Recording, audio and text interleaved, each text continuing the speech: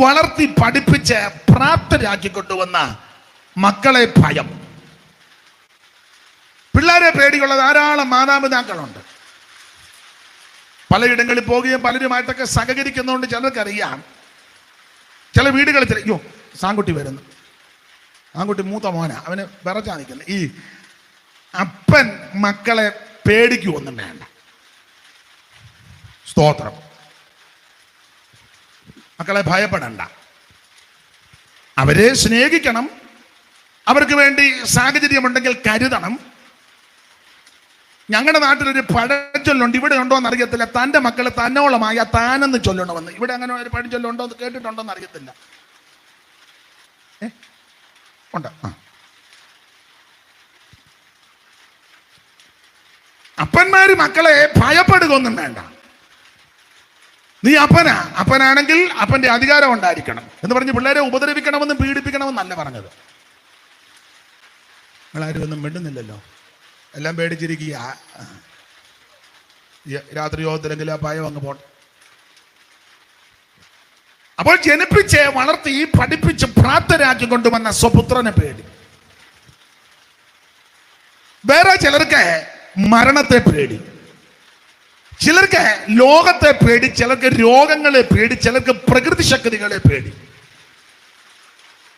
ഇടിവെട്ടുന്നതും കൊള്ളിയാമിന്നതും ഭൂമി കുലുക്കവും സുനാമി, നേരത്തെ ഉണ്ടായിരുന്നില്ല കാറ്റുകൾ, അതിനൊക്കെ പേരുണ്ട്. റീത്ത, കത്രീന, ഇതിനെല്ലാം ഭയമുള്ളവരുണ്ട്. എനിക്ക് പരിചിതനായ ഒരാളുണ്ട്, ഇടിയും കൊള്ളിയാനുമാണ് പിന്നെ പുള്ളി മിറ്റത്തിറങ്ങുകയില്ല, ഭയമാണ്. അത് പണക്കമുണ്ട്, പുള്ളിയെ ഇകഴ്ത്തി പറഞ്ഞതല്ല, ഓരോരുത്തർക്കും ഓരോ ഭയങ്ങളാണ്. എൻ്റെ വല്യമ്മച്ചി ഇപ്പോഴുമുണ്ട്, 105 വയസ്സിലേക്ക് പ്രവേശിക്കുന്നു. അമ്മയ്ക്ക് പാമ്പിനെ പേടിയില്ല, പക്ഷെ തവളെ പേടിയാ. അലക്സാണ്ടർക്കാന്ന് തോന്നുന്നു, വായിച്ചറിഞ്ഞതാ, അദ്ദേഹത്തിന് ലോകം മുഴുവൻ വെട്ടിപ്പിടിച്ചതാ. സമുദ്രത്തെ നോക്കി പറഞ്ഞ് കരയായിരുന്നു കീഴടക്കായിരുന്നു, പക്ഷെ പുള്ളിക്ക് കണ്ടംപൂച്ചയെ പേടിയായിരുന്നെന്നാ. ഒന്നല്ലെങ്കിൽ മറ്റൊന്നിനെ എല്ലാവരും ഭയപ്പെടുക. ചിലർക്ക് PYP-ക്കാരെ പേടിയാ, PYP-ക്കാർക്ക് ചിലർക്ക് കമ്മിറ്റിക്കാരെ പേടിയാ, ചിലടത്ത് പാസ്റ്റർമാർക്ക് സഭയുടെ സെക്രട്ടറിയെ പേടിയാ. അതുകൊണ്ട് സെക്രട്ടറി എപ്പോഴും നമ്പിയേ നിൽക്കുകയുള്ളൂ. ചിലർക്ക് കൗൺസിലിനെ പേടിയാ, ദൈവത്തെ ഭയമില്ല. കൗൺസിൽ എന്തോ തീരുമാനമെടുത്ത്, ദൈവം എടുത്തത് ആദ്യം പറ, എന്നിട്ടല്ലോ നിന്റെ കുന്തം. ദൈവത്തെ ഭയപ്പെട്. കൗൺസിൽ വേണ്ടെന്നല്ല, കമ്മിറ്റി വേണ്ടെന്നല്ല, സെക്രട്ടറി വേണ്ടെന്നല്ല, ഓരോ സഭയ്ക്ക് അതിന്റെ നടപടിക്രമമുണ്ട്. പക്ഷേ ഈ കൗൺസിലും കമ്മിറ്റിയും സെക്രട്ടറിയും PYP-യും പാസ്റ്ററും പ്രസംഗിക്കുന്ന ഞാനും കുഞ്ഞുങ്ങളും സകലരും ദൈവത്തെ ഭയപ്പെടണം. യഹോവയെ ഭയപ്പെട്ടവന്റെ വഴികൾ നടക്കുന്ന ദൈവത്തെ ഭയപ്പെടണം. എന്നാൽ ഇവിടെ ഒന്നല്ലെങ്കിൽ മറ്റൊന്നിന് എല്ലാവർക്കും ഭയമാണ്. സ്തോത്രം. ചില സഭകളിൽ ഇരിക്കുന്ന പാസ്റ്റർമാർക്ക് വിശ്വാസികളെ ഭയമുള്ളവരുണ്ട്. ചില വിശ്വാസികൾക്ക് പാസ്റ്ററെ ഭയമാണ്, ദൈവത്തെ ഭയമില്ല. നിങ്ങളുടെ പാസ്റ്റർ വരുന്നു. ബഹുമാന പുരസ്കാരം ഇടപെടുന്നവരുണ്ട്, ബഹുമാനമല്ല ഭയം. എന്നാൽ ഇന്ന് രാത്രി ഒരു കാര്യം അങ്ങനെയുള്ളവരോട് പറയട്ടെ, ഒന്നല്ലെങ്കിൽ മറ്റൊന്നിനെ എല്ലാവരും ഭയപ്പെടുക. ഓർപ്പിച്ചല്ലോ, മരണത്തെ ഭയം, രോഗപീഠകൾ ഭയം, പ്രകൃതി ശക്തികളെ ഭയം, സമൂഹത്തെ ഭയം. ചിലർക്ക് സമൂഹത്തെ ഭയമാണ്. അമ്മാമേ, ഞങ്ങൾക്കറിയാം ഈ സ്നാനം സത്യമാണെന്നും ഇതാ ശരിയെന്നും ഒക്കെ, പക്ഷെ ഞങ്ങളുടെ സമൂഹത്തെ ഒന്ന് പേടിച്ചാ അങ്കമ്മേ നീ നരകത്തിൽ പോവും. സ്തോത്രം. നീ ദൈവത്തെ ഭയപ്പെട്. ചിലർക്ക് കുടുംബക്കാരെ ഭയമാണ്. കുടുംബക്കാരുടെ വിചാരം ഞാൻ പറയാം, നല്ല കാശും ചുറ്റുപാട് വന്ന് നിനക്ക് ഇഷ്ടം പോലെ ബന്ധക്കാർ കാണും. ബന്ധമില്ലേലും എങ്ങനെയും അവർ ബന്ധം ഉണ്ടാക്കും. പറയാം, എൻ്റെ ഒരു കസിനാ. എന്തോ കസിൻ? വകയല്ലേ? ആരുടെ വക? എന്റെ മാച്ചപ്പ, നിനക്കൊരു കൂറ ഇല്ലേ, നിന്റെ സ്വന്തം സഹോദരൻ പോലും തിരിഞ്ഞു നോക്കുകയല്ല. പക്ഷേ ഒരു കാര്യം പറയാ, ഒരിക്കലും കൈവിടാത്തൊരു യേശു ഉണ്ട്. ഞാൻ ലോകാവസാനത്തോളം എല്ലാ നാളും നിങ്ങളോടുകൊണ്ട് നരളി ചെയ്ത നസ്രയനാകുന്ന യേശു. അതുകൊണ്ട് നിന്റെ ആയുസ്സിൽ അവൻ എടുക്കേണ്ട തീരുമാനം യേശു ക്രിസ്തുവിനെ രക്ഷിതാവായി സ്വീകരിച്ച് ഒരു ദൈവവൈതനായി തീർന്ന് ദൈവത്തിന്റെ വഴികളിൽ ദൈവത്തെ ഭയപ്പെട്ട് ജീവിക്കുക. അതാ ദൈവം നിങ്ങളെ കുറിച്ച് ഉദ്ദേശിക്കുന്നത്. ചിത്തം കലങ്ങിടൊല്ല പോയി വരും ഞാൻ, ചിത്തം കലങ്ങിടൊല്ല പോയി വരും ഞാൻ, പോയി വരും ഞാൻ, പോയി വരും ഞാൻ. നിന്റെ ചിത്തം കലങ്ങിടൊല്ല പോയി വരും ഞാൻ, നിന്റെ ചിത്തം കലങ്ങിടൊല്ല പോയി വരും ഞാൻ.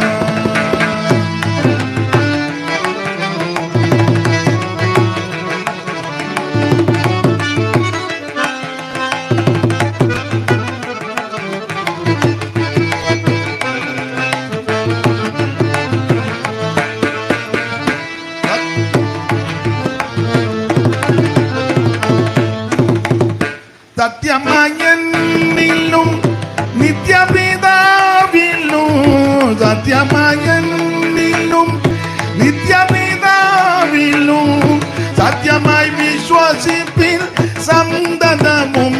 നിങ്ങൾ ചിത്തം കലങ്ങിടൊല്ല പോയി വരും ഞാൻ, നിന്റെ ചിത്തം കലങ്ങിടൊല്ല പോയി വരും ഞാൻ, പോയി വരും ഞാൻ, പോയി വരും ഞാൻ. നിന്റെ ചിത്തം കലങ്ങിടൊല്ല പോയി വരും ഞാൻ.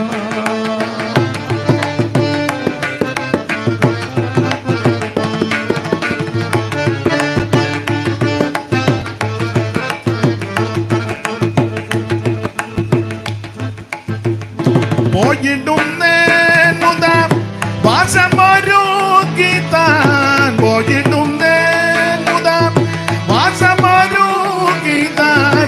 ആഗമിക്കുക വന്നു നിങ്ങളെ ചേർക്കുവാൻ, ചിത്തം കലങ്ങിടൊല്ല പോയി വരും ഞാൻ, നിന്റെ ചിത്തം കലങ്ങിടൊല്ല പോയി വരും, പോയി വരും ഞാൻ, പോയി വരും ഞാൻ. നിന്റെ ചിത്തം കലങ്ങിടൊല്ല പോയി വരും ഞാൻ, നിന്റെ ചിത്തം കലങ്ങിടൊല്ല പോയി വരും ഞാൻ. അപ്പൊ ശ്രദ്ധിക്കുക, ഇന്ന് രാത്രി ദൈവത്തെ ഭയപ്പെട്ടോണം. അപ്പൊ ഒന്നല്ലെങ്കിൽ മറ്റൊന്നിനെ എല്ലാവരും ഭയപ്പെടുന്നവരാ. അതുകൊണ്ടായി വേദപുസ്തകത്തിലേറെ പ്രാവശ്യം കൊടുത്തിട്ടുണ്ട്, ഭയപ്പെട്ടു പോകരുത്. ഒന്നുകൂടെ ആവർത്തിക്കട്ടെ, മരണമോ രോഗമോ പ്രതികൂലമോ കാലാവസ്ഥ കെടുതിയോ ഇനി ആമൻ കോവിഡോ ഇനി മറ്റെന്തെങ്കിലും തരത്തിൽ ആരെങ്കിലും ഭയം കാർന്നു തിന്നുന്നെങ്കിൽ ഇന്ന് രാത്രി നിങ്ങളോട് അറിയിപ്പാനുള്ള ആത്മീക സന്ദേശം, ഭയപ്പെട്ടു പോകരുത്. നമ്മെ രക്ഷിക്കുന്ന വിടിവിക്കുന്ന ഒരു നല്ല കർത്താവുണ്ട്. ഇവിടുത്തെ ഈ ഉൽപ്പത്തി പുസ്തകം 50-ാം അധ്യായത്തിന്റെ 19, 20, 21 വാക്യമാണ് നമ്മൾ വായിച്ചത്. നിങ്ങൾക്ക് വേദപുസ്തകം നല്ലതുപോലെ അറിവുള്ളവരാണ്, എന്നെ കേൾക്കുന്ന എല്ലാവരും വേദപുസ്തകപരമായി വളരെ അറിവും പഠനമുള്ളവരാണ്. നമുക്കറിയാം, ഉൽപ്പത്തി പുസ്തകം 50 അധ്യായങ്ങളാണ്. ആദ്യത്തെ അധ്യായത്തിൽ മരണത്തെ പറ്റി ഒരു പരാമർശവുമില്ല. 31-ാം അധ്യായത്തിൽ മരണത്തെ പറ്റി ഒരു പരാമർശവുമില്ല. അവിടെ വായിക്കുന്നതെല്ലാം നല്ലത് നല്ലത് നല്ലതെന്ന് ദൈവം കണ്ടെന്ന, മരണത്തെ പറ്റി ഒന്നും പറയുന്നില്ല, എല്ലാം നല്ലത്. 5 ദിവസം കൊണ്ട് ഭൂചര കേചര വസ്തുക്കളെ മുഴുവൻ ദൈവം സൃഷ്ടിച്ചു. 6-ാമത്തെ ദിവസം നമുക്കറിയാം, തന്റെ സാദൃശ്യത്തിലും സ്വരൂപത്തിലും ദൈവം മണ്ണുകൊണ്ട് മനുഷ്യനെ സൃഷ്ടിച്ചു. അവന്റെ മൂക്കിൽ ജീവശ്വാസം ഊതി. അപ്പോൾ 1-ാം അധ്യായം സൃഷ്ടിവൃത്തമാണ്. അത് എല്ലാം നല്ലത് നല്ലത് നല്ലത് എന്ന് ദൈവം കണ്ടെന്ന. ഞാൻ ഏറെ സമയമെടുത്ത പ്രസംഗിക്കുന്നത്, എന്നാൽ ഇന്ന് അതിന് സമയവും സാഹചര്യവും അനുവദിക്കുന്നില്ല. അതിന് 1-ാമത്തെ പ്രതി ഞാനാ, കാരണം ഞാൻ അല്പം വൈകി വന്നു. പിന്നെ ഏറെ സമയമെടുക്കുന്നത് വചനം കണ്ടമാനം പറയുന്നത് കൊണ്ടല്ല, ഇടയ്ക്കിടയ്ക്ക് പാട്ട് പാടുന്നത് കൊണ്ട്. എന്നാൽ എന്നേക്കാൾ നന്നായിട്ട് വചനം പ്രസംഗിക്കുന്നവരും അടുക്കിടക്കായി പ്രസംഗിക്കുന്നവരുണ്ട്. അവർക്ക് എൻ്റെ അത്ര സമയം വേണ്ട, കാരണം അവർ നന്നായിട്ട് പ്രസംഗിക്കും, വചനം പഠിപ്പിക്കും. നമ്മൾ ഈ ഇടയ്ക്കിടയ്ക്ക് പാട്ട് പാടുന്നത് കൊണ്ടാണ് സമയം കൂടുതൽ എടുക്കുന്നത്. അപ്പം അതുകൊണ്ട് ഇടയ്ക്കിടയ്ക്ക് ഈ 2 ശീല് പാടും. അറിയാവുന്നവർ ചേർന്ന് പാടുന്നത് ശുശ്രൂഷയ്ക്ക് ഒരു അനുഗ്രഹമാണ്, ദൈവത്തിന് മഹത്വം. അപ്പം അതുകൊണ്ട് നിങ്ങൾ ഈ നാടൻ ഭാഷ പറഞ്ഞ ഇടയൊന്നും ചെയ്യരുത്, അത് നമ്മുടെ രീതി അതായതുകൊണ്ടാണ്, ദൈവത്തിന് മഹത്വം. ഓരോരുത്തർക്കും ഓരോ ശൈലിയാണല്ലോ. ഈ പ്രവാചകന്മാരെ നാളെ ഞാൻ പറഞ്ഞത്, പ്രവാചകന്മാരെ പഠിക്കുമ്പോൾ യെരമ്യാവിൻ്റെ ശൈലിയല്ല യെശയ്യാവിൻ്റെ രീതിയല്ല, യഗസ്കേലിൻ്റെ രീതിയല്ല, ദാനിയേൽ, എല്ലാം വ്യത്യസ്തമാണ്. യെശയ്യാവാന്നെ നോക്കുന്ന എല്ലാം അങ്ങ് കുറ്റമാണ്. നോക്കി വെച്ച് പറഞ്ഞത് കൊള്ളുകയില്ല, അകൃത്യഭാരം ചുമക്കുന്ന ജനം ദുഷ്പ്രവർത്തിക്കാണ്ട് സത്യം ഭാഷണായിട്ട് നടക്കുന്നു, ഗുണമാകില്ല. ഇങ്ങനെല്ലാം പുള്ളി എൻ്റെ ഭാഷ പറഞ്ഞ് അങ്ങ് ആദ്യത്തെ അധ്യായം പ്രാക്ക് വലപ്പുവാ. എന്നാൽ യെരമ്യാവ് അങ്ങനല്ല, അങ്ങ് കരച്ചില്ല. അയ്യോ എൻ്റെ ജനത്തിൻ്റെ പുത്രിയുടെ നിഗന്ധന്മാർ രാവും പകലും എൻ്റെ തലയ്ക്ക് വെള്ളവും എൻ്റെ കണ്ണ് പുള്ളിക്ക് അങ്ങ് കരച്ചിലും നിലവിളിയും പിന്നെ പിടിച്ച് കുഴിയിലിടുകയും എന്തെല്ലാം പ്രശ്നങ്ങളാണ്. പുള്ളി ആ ഒരു ശൈലിയാണ്. യെഹെസ്കേലാണെങ്കിൽ വേറൊരു ശൈലിയാണ്. പുള്ളി മുഴുവൻ ദർശനങ്ങളാണ് കാണുന്നത്. അതെല്ലാം സ്വർഗീയ ദർശനങ്ങളാണ്. കൂടുതലും സ്വർഗത്തെപ്പറ്റി, സിംഹാസനത്തെപ്പറ്റി, ദൂതന്മാര്, കറൂബികള്, പറക്കുന്ന സിംഹാസനം, ഇതെല്ലാം പുള്ളി ഇങ്ങനെയുള്ള കാര്യങ്ങളാണ്. എന്നാൽ ഇതിൽ നിന്ന് വ്യത്യസ്തമായ ദാനിയേലിന്റെ ശൈലി ഇങ്ങനെ. ദാനിയേൽ പറഞ്ഞിങ്ങനെ, രാജാവിന് ദീർഘായുസ് ഉണ്ടാകട്ടെ. പക്ഷെ അധ്യായത്തിനൊടുവിൽ അന്ന് രാത്രി പുള്ളി ചത്തുപോയെന്ന ശൈലി കണ്ടോ? പൊതുവെ പറഞ്ഞ് രാജാവിന് ദീർഘായുസുണ്ട്. രാജാവ് ഓർത്ത് കാണാൻ നല്ല ഉപദേശിക്കുക. പക്ഷെ ആ അധ്യായത്തിനൊടുവിൽ അന്ന് രാത്രി പുള്ളി. അപ്പൊ എനിക്ക് ഇങ്ങനെ ഈ രണ്ട് പാട്ട് പാടിയുള്ള രീതി, ശൈലി. അപ്പൊ ഞാൻ പലരോടും പറയും, ആ രീതി ഇഷ്ടപ്പെടുന്നവരെ എന്നെ വിളിക്കാവും. വിളിച്ചേച്ചൊരു മെനക്കേട് ഒപ്പിച്ച് വെക്കരുത്. നമ്മുടെ രീതി ഇതാ. അനേക അഭിഷിക്തന്മാരുണ്ട്. അപ്പം നമുക്കിപ്പം ഏത് വിധത്തിലാ താല്പര്യം, അങ്ങനെയുള്ള അനേക അഭിഷിക്തന്മാരെ ദൈവം എഴുന്നേൽപ്പിച്ചിട്ടുണ്ട്. അപ്പം എന്നെ വിളിക്കുമ്പം ഈ രീതിയിലാണെന്നുള്ള ചിന്താഗതിയോടെ ആരെങ്കിലും വിളിക്കുന്നുണ്ടെങ്കിൽ വിളിക്കാവും. അപ്പം അത് മുന്നമേ ഒന്ന് ഓർപ്പിച്ചതാണ്. നിങ്ങൾക്ക് കുഴപ്പമില്ലെന്നറിയാം, അതുകൊണ്ടാണല്ലോ നിങ്ങൾ ഇത്ര പേര് മഴ പിടിച്ചു വന്നത്. അപ്പം 5 ദിവസം കൊണ്ട് ദൈവം സകലത് സൃഷ്ടിച്ചു. അതെല്ലാം നല്ലതെന്ന് ദൈവം കണ്ടു. എല്ലാം നല്ലതാണ്. ചൊന്തുട്ടൻ വാക്ക് മൂലമന്ന് വനവിരവിൽ വർണ്ണ ജ്യോതിർഗണങ്ങൾ നിന്നു ആകാശത്തവ ഭിന്നമെന്ന മുഖമനങ്ങു.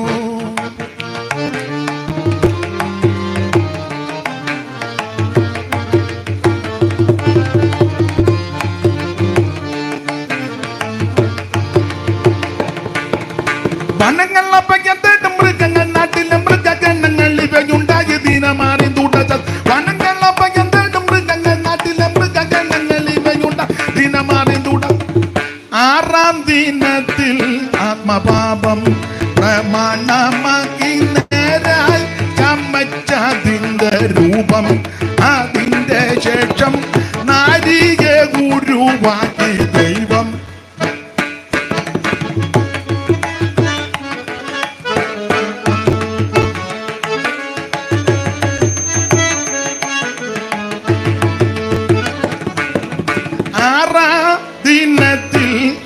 പാപം പ്രമാണമാക്കി നേരായി ചമച്ചതിന്റെ രൂപം. അതിന്റെ ശേഷം നാരിയെ ഗുരുവാക്കി ദൈവം. പരമവർഗ പൂരിത ഭാഗ്യ വിജയിതമതാമൊരു തോട്ടം ചമച്ചതിങ്ക പൂരിത ദുഃഖമിരുത്തിയവർക്കൊരു വാട്ടം. വരവിധം ദിവ്യോചിതമൊന്നു കൊടുത്തിത് കൽപ്പന ശ്രേഷ്ഠം. കനി പുജിപ്പാനോ അരുതൻ അറിവിൽ മരമായത് നീക്കം. മറുത്തു കൊന്നാൻ വരുമ്പ മരണമെന്നൊരു നീക്കമില്ലതിന് കരുതണം. നിങ്ങളെന്നു പരമറ്റുന്നവർ വരുമ്പ മരണമെന്നൊരു നീക്കമില്ലതിന് കരുതണം. നിങ്ങൾ പരമറ്റുന്നവരോട് വെള്ളങ്ങളിൽ മീതിൽ പരമേ ചെന്താൻ വെള്ളങ്ങളിൽ മീതിൽ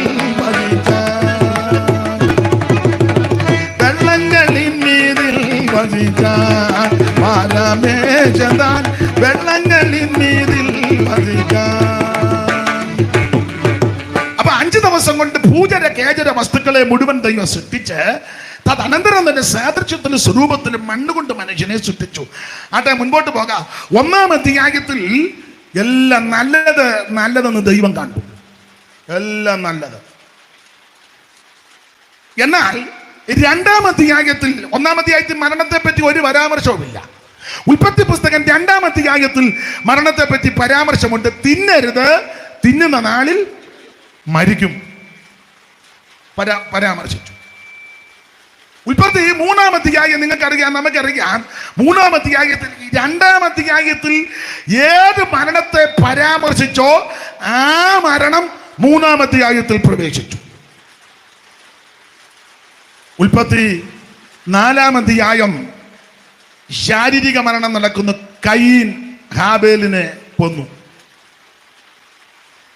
ഉൽപ്പത്തി പുസ്തകം 5-ാം അധ്യായം ഞാൻ മിക്കപ്പോഴും പറയാറുണ്ട്. ഉൽപ്പത്തി 5-ാം അധ്യായം മരണത്തിന്റെ നീണ്ട പട്ടികയാ. നിങ്ങൾക്കറിയാം, ഭയാനകമായ ഒരു അധ്യായം. അറിവില്ലാത്ത അജ്ഞരായ ചിലർക്ക് ഉൽപ്പത്തി 5. ആ അധ്യായത്തിൽ മുഴുവൻ മരിച്ചെന്ന ഉൽപ്പത്തി 5. ആലാം മരിച്ചു, ഷേത്ത് മരിച്ചു, ഏനോശ് മരിച്ചു, കേനാൻ മരിച്ചു, മഗലേൽ മരിച്ചു, യാരദ് മരിച്ചു, മധൂശലേക്ക് മരിച്ചു, ലാമക്ക് മരിച്ചു, നോഹ മരിച്ചു. ആ സഹോദരി എണ്ണുകാന്ന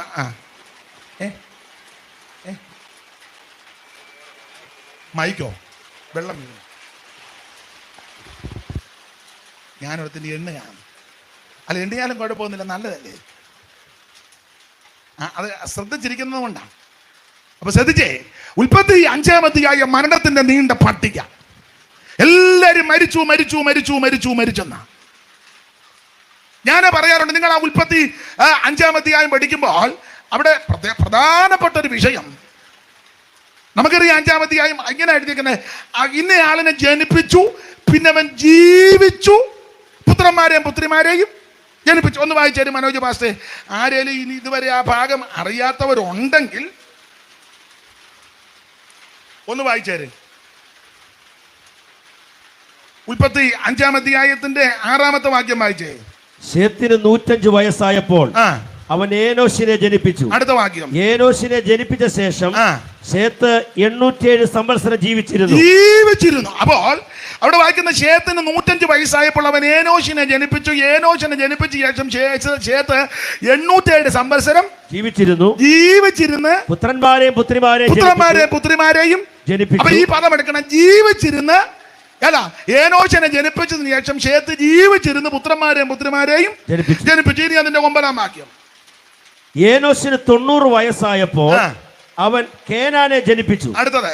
കേനാനെ ജനിപ്പിച്ച ശേഷം ഏനോശ് 815 സംവത്സരം ജീവിച്ചിരുന്നു. ഏനോശ് പിന്നെ ജീവിച്ചിരുന്ന പുത്രന്മാരെയും പുത്രിമാരെയും ജനിപ്പിച്ചു. അല്ല, ഏനോശ് പിന്നെ ജീവിച്ചിരുന്ന. ഇനി അതിന്റെ 12-ാം വാക്യം വായിച്ചേ.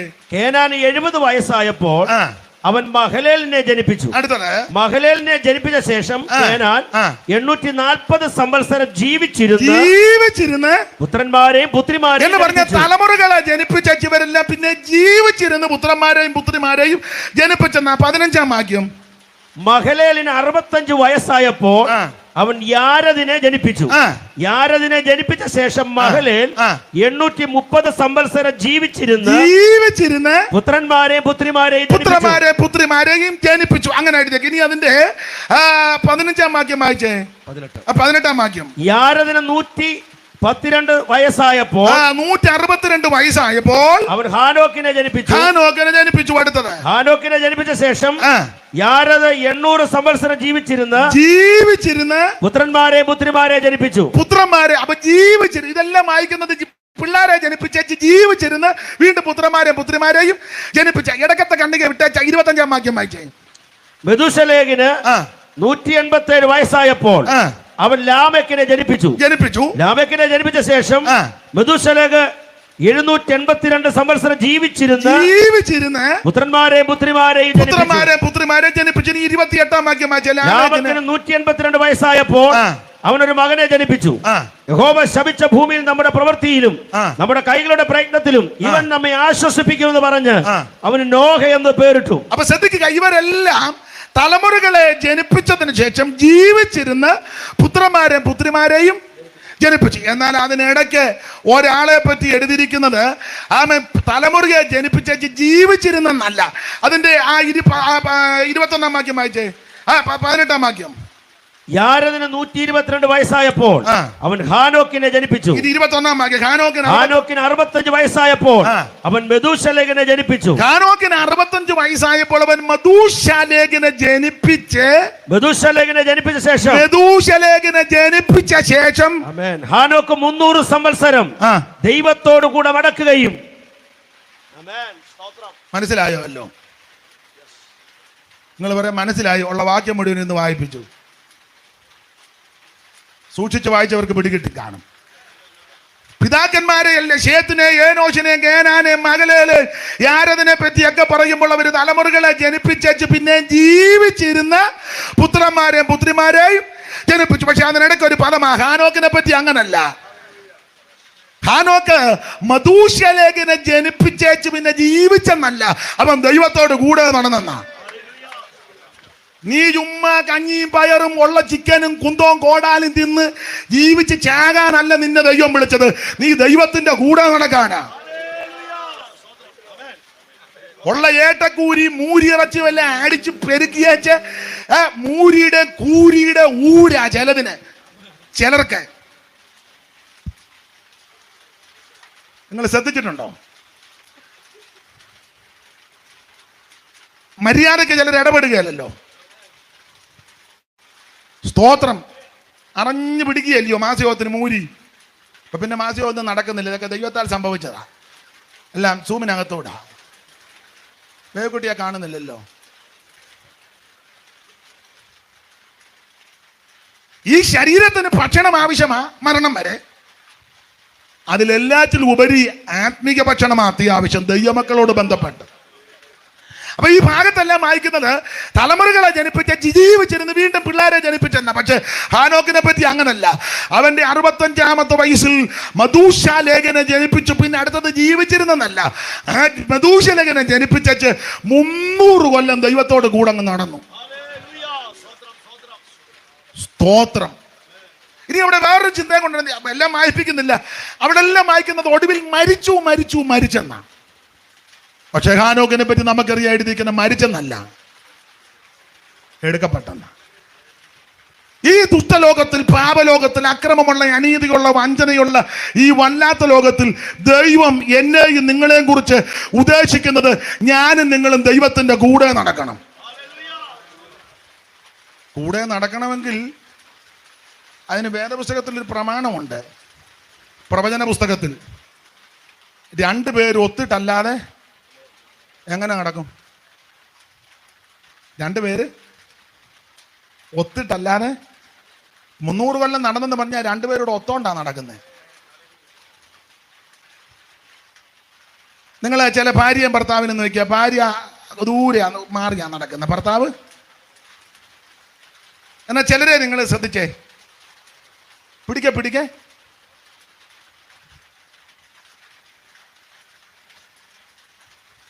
2 പേരൊക്കാനെ നടക്കാനൊക്കെ ഇതില്ല. 300 കൊല്ലം ദൈവമായിട്ട് ഒത്തു എന്ന് പറഞ്ഞാൽ ആശയങ്ങൾ ഒത്തു, ഇടപാടൊത്തു, സംസാരം ഒത്തു, പ്രവൃത്തികളെല്ലാം ഒത്തു. അങ്ങനെ നടക്കാൻ പറ്റുള്ളൂ. ദൈവം ഹാനോക്കിനെ പോലെ വന്നൊത്തെന്നല്ല, ഹാനോക്ക് ദൈവത്തോടൊത്തെന്നാ. എന്ന് പറഞ്ഞാൽ ദൈവികമായ ചിന്തയും വിചാരങ്ങളും ആഗ്രഹങ്ങളും അഭിലാഷങ്ങളുമാ തൻ്റെ ജീവിതത്തിൽ. അതുകൊണ്ടാണ് ഒന്നിച്ച് നടന്നത്. ആട്ടെ, ഇടയ്ക്ക് കയറി ഇത് പറഞ്ഞതേ ഉള്ളൂ. അപ്പോൾ ഉൽപ്പത്തി പുസ്തകം 5-ാം അധ്യായം മരണത്തിന്റെ നീണ്ട പട്ടിക. വേറെ പഠിതാക്കളിൽ ചിലര് ഈ അധ്യായത്തിന് കൊടുത്തിരിക്കുന്ന ഒരു പദം ഇങ്ങനെ ചിലർ പറയുന്നത് സെമിത്തേരിയുടെ അധ്യായമെന്ന. ഭയാനകമായ അധ്യായമാണ് ചിലർക്കിത്. എന്നാൽ പ്രത്യാശയുള്ള ദൈവമക്കൾക്ക് ഇത് ഭയത്തിന്റെ അധ്യായമല്ല. 300 കൊല്ലം ദൈവത്തോട് കൂടെ നടന്ന ഹാനോക്കിന് ഒരു ദിവസം ദൈവം തമ്പുരാൻ വന്ന് പറഞ്ഞു, ഹാനോക്കെ, നീ 300 കൊല്ലം എൻ്റെ കൂടെ നടക്കുകയല്ലേ, അതെ, ഇനി നടക്കണ്ട, ഞാൻ നിന്നെ അങ്ങ് എടുക്കുക. ദൈവം എടുത്തു. ഇനി വേറൊരു ചിന്ത ഞാൻ മിക്കപ്പോഴും മരണ വീടുകളിലും പരാമർശിക്കും, നിങ്ങൾക്കും എല്ലാം അറിയാം, നിങ്ങളും അവസരം കിട്ടുമ്പോൾ പറയുന്നതാ. ഈ ചിലരെ ധരിച്ചു വച്ചിരിക്കുന്നത് ചെറുപ്രായത്തിൽ മരിക്കുക, യൗവനത്തിൽ മരിച്ചു, അല്ലെങ്കിൽ 30 വയസ്സ്, 20 വയസ്സ്, 40 വയസ്സ്, 50 വയസ്സിലൊക്കെ മരിക്കുന്നത് ഏതാണ്ട് ശാപമാണെന്ന്. അല്ല, ഏത് സമയത്തും മരണം എന്നെ നിങ്ങളും പിടികൂടാം. അങ്ങനെയാണ് ഹാനോക്കിന്റെ മരണം ശാപമാകാനാ സാധ്യത. കാരണം ആ കാലത്തെ പിതാക്കന്മാരെല്ലാം 930, 967, 900, 800 ചില്ലുവാനോ വയസ്സ് വരെ ജീവിച്ചിരിക്കുക. അന്നേരം ഒരാൾ മാത്രം 365 വയസ്സിൽ തീർന്നു. കാണുന്നില്ല. അപ്പോൾ ഈ ഭൂമിയിൽ ദീർഘവർഷങ്ങൾ ജീവിക്കുന്നതല്ല വിഷയം. ദീർഘവർഷങ്ങൾ ജീവിക്കുന്ന തെറ്റാണെന്നോ ശാപമാണെന്നോ ദോഷമാണെന്നല്ല എൻ്റെ വാദം. അത് നല്ലത്. എന്നാൽ ചെറുപ്രായത്തിൽ, യൗവന പ്രായത്തിൽ 40, 50, 60 വയസ്സൊക്കെ ആകുമ്പോൾ, അല്ലെങ്കിൽ 35 വയസ്സിലൊക്കെ ആരെങ്കിലും കടന്നു പോകുന്നുണ്ടെങ്കിൽ അത് ശാപമാണെന്ന് ധരിക്കരുത്, അങ്ങനെ ചിന്തിക്കരുത്. ദൈവം ഏൽപ്പിച്ച കാര്യം നിവർത്തിച്ചാൽ പിന്നെ ഇവിടെ നിൽക്കാതിരിക്കുന്ന നല്ലത്. വെറുതെ വീട്ടുകാർക്കും സഭക്കാർക്കും മെനക്കേടുണ്ടാക്കി വെക്കരുത്. ദൈവം ഏൽപ്പിച്ച കാര്യവും ചെയ്ത് അല്ലാത്തതും ചെയ്തേച്ച് പിന്നെ വന്ന് സഭയിലിരുന്നങ്ങ് മുരടുക. ഒരു നല്ല യോഗം നടത്താൻ പോലും ചിലത് സമ്മതിക്കുകയില്ല. അതിന് അപ്പച്ചൻ സമ്മതിക്കുകയില്ല. അപ്പച്ചൻ നേരത്തെ പോകേണ്ട ആളാ. ചുമ്മാ മെനക്കേട് ഒപ്പിച്ച് വെക്കരുത്. മനസ്സിലായോ?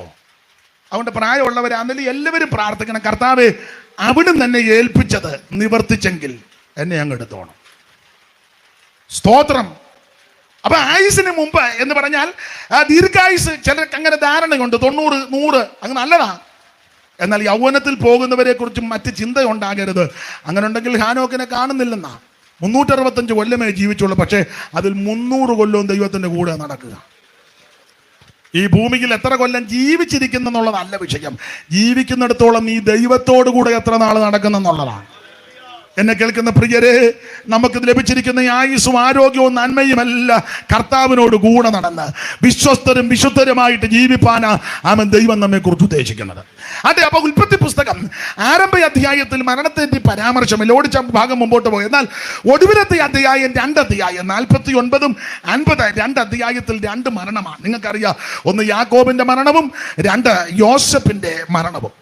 ഗോത്രപിതാവാകുന്ന യാക്കോബ് മരിച്ചു. യാക്കോബ് മരിച്ചതിന് ശേഷം യാക്കോബിനെ കൊണ്ട് മിസ്രയീമിൽ നിന്ന് കനാന് കൊണ്ടുവന്ന് അടക്കി.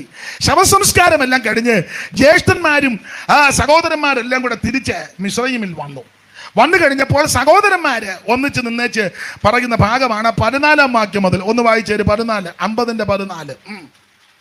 ജോസഫ് അപ്പനെ അടക്കിയ ശേഷം അവനും സഹോദരന്മാരും അപ്പനെ അടക്കുവാൻ കൂടെ പോയിരുന്ന എല്ലാവരും മിസ്രൈമിലേക്ക് മടങ്ങിപ്പോന്നു. അപ്പൻ മരിച്ചുപോയി എന്ന് യോസഫിന്റെ സഹോദരന്മാർ കണ്ടിട്ട് പക്ഷേ യോസഫ് നമ്മെ ദേഷിച്ച് നാം അവനോട് ചെയ്ത സകല ദോഷത്തിനും നമ്മോട് പ്രതികാരം ചെയ്യുമെന്ന് പറഞ്ഞു.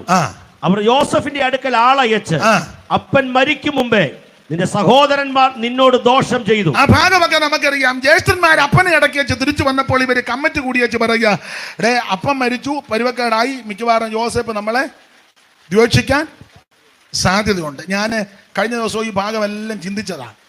യോസേപ്പിനെ പറ്റി അപ്പൻ മരിക്കുന്നതിന് മുന്നേ പറഞ്ഞൊരു പദമുണ്ട്, യോസേപ്പ് ഫലപ്രദമായ വൃക്ഷം. അങ്ങനെ ആ ഉൽപ്പത്തി 49 22 വാക്യത്തിൽ കൊടുത്തിരിക്കുന്നത്. യോസഫ് ഫലപ്രദമായ ഒരു വൃക്ഷം. യോസഫ് ഫലപ്രദമായ ഒരു വൃക്ഷം. നീരുറവിന് അരികെ ഫലപ്രദമായ ഒരു വൃക്ഷം തന്നെ. അപ്പൊ യോസഫ് ഫലപ്രദമായ ഒരു വൃക്ഷം, നല്ല ഫലമുള്ള വൃക്ഷമായ യോസഫ്. അത് പുതിയ നിയമസഭയോട് ബന്ധപ്പെടുത്തി പഠിക്കുമ്പോൾ ആത്മാവിന്റെ ഫലമോ സ്നേഹം, സന്തോഷം, സമാധാനം, ദീർഘക്ഷമ, ദയ, പരോപകാരം, വിശ്വസ്തത, സൗമ്യത, ഇന്ദ്രിയ ജയം. ആ ആത്മാവിന്റെ ഫലത്തിൽ ആദ്യത്തെ ഫലം ആ സ്നേഹം. ഈ സ്നേഹം യോസേപ്പിന്റെ ജീവിതത്തിലുണ്ട്. ആ ഫലം, സ്നേഹം എന്ന ഫലം നന്നായിട്ട് കായ്ച്ചു നിൽക്കുക. ആരിൽ? യോസേപ്പിൽ. PYP അംഗങ്ങളിലെല്ലാം സ്നേഹം എന്ന ഫലം നല്ലതുപോലെ കായ്ച്ചു നിൽക്കണം. മനസ്സിലാകുന്നുണ്ടോ? അല്ലാതെ പാനൽ പിടിക്കുകയും ഗ്രൂപ്പിസം ഉണ്ടാക്കുകയും, അത് PIP മാത്രമല്ല, YPC, പിന്നെ ചച്ചകോടിന്റെ എന്തുവാ YPE, പിന്നെ CM നമ്മുടെ അവരുടെയാ, AGയുടെ, ചാരോന്റെ എന്നതാ, ചാരോന്റെയാ CM. അപ്പൊ AGയുടെയോ? CA ആന്നേലും BA ആന്നേലും ഏത് A ആന്നേലും ആത്മാവിന്റെ ഫലം ഉണ്ടായിരിക്കണം. ആത്മാവിന്റെ ഫലമാണ് സ്നേഹം. അപ്പൊ യോസേപ്പ് ഈ ഫലപ്രദമായൊരു വൃക്ഷമാണ്. ഈ ഫലം കായ്ച്ച് യോസേപ്പ് ഇങ്ങനെ നിൽക്കുക. ആ ഫലത്തിലെ ആദ്യത്തെ ഫലം ആ സ്നേഹം. ആ സ്നേഹത്തിന്റെ വിശേഷത നമുക്കറിയാം. നിങ്ങളെ പഠിപ്പിക്കേണ്ട. കൊരിന്ത്യർക്കെഴുതിയ 1 ലേഖനം 13 അധ്യായത്തിന്റെ 4 വാക്യത്തിൽ സ്നേഹത്തിന്റെ ഒരു പ്രത്യേകത അവിടെ എഴുതിയിട്ടുണ്ട്. ഒന്ന് വായിച്ചോ. അറിവുള്ള വാക്യമായി എന്നാലും ഒന്ന് പൊതുവിൽ വായിച്ചോ. കൊരിന്ത്യർക്കെഴുതിയ 1 ലേഖനം അതിന്റെ 13 അധ്യായത്തിന് 4 വാക്യം.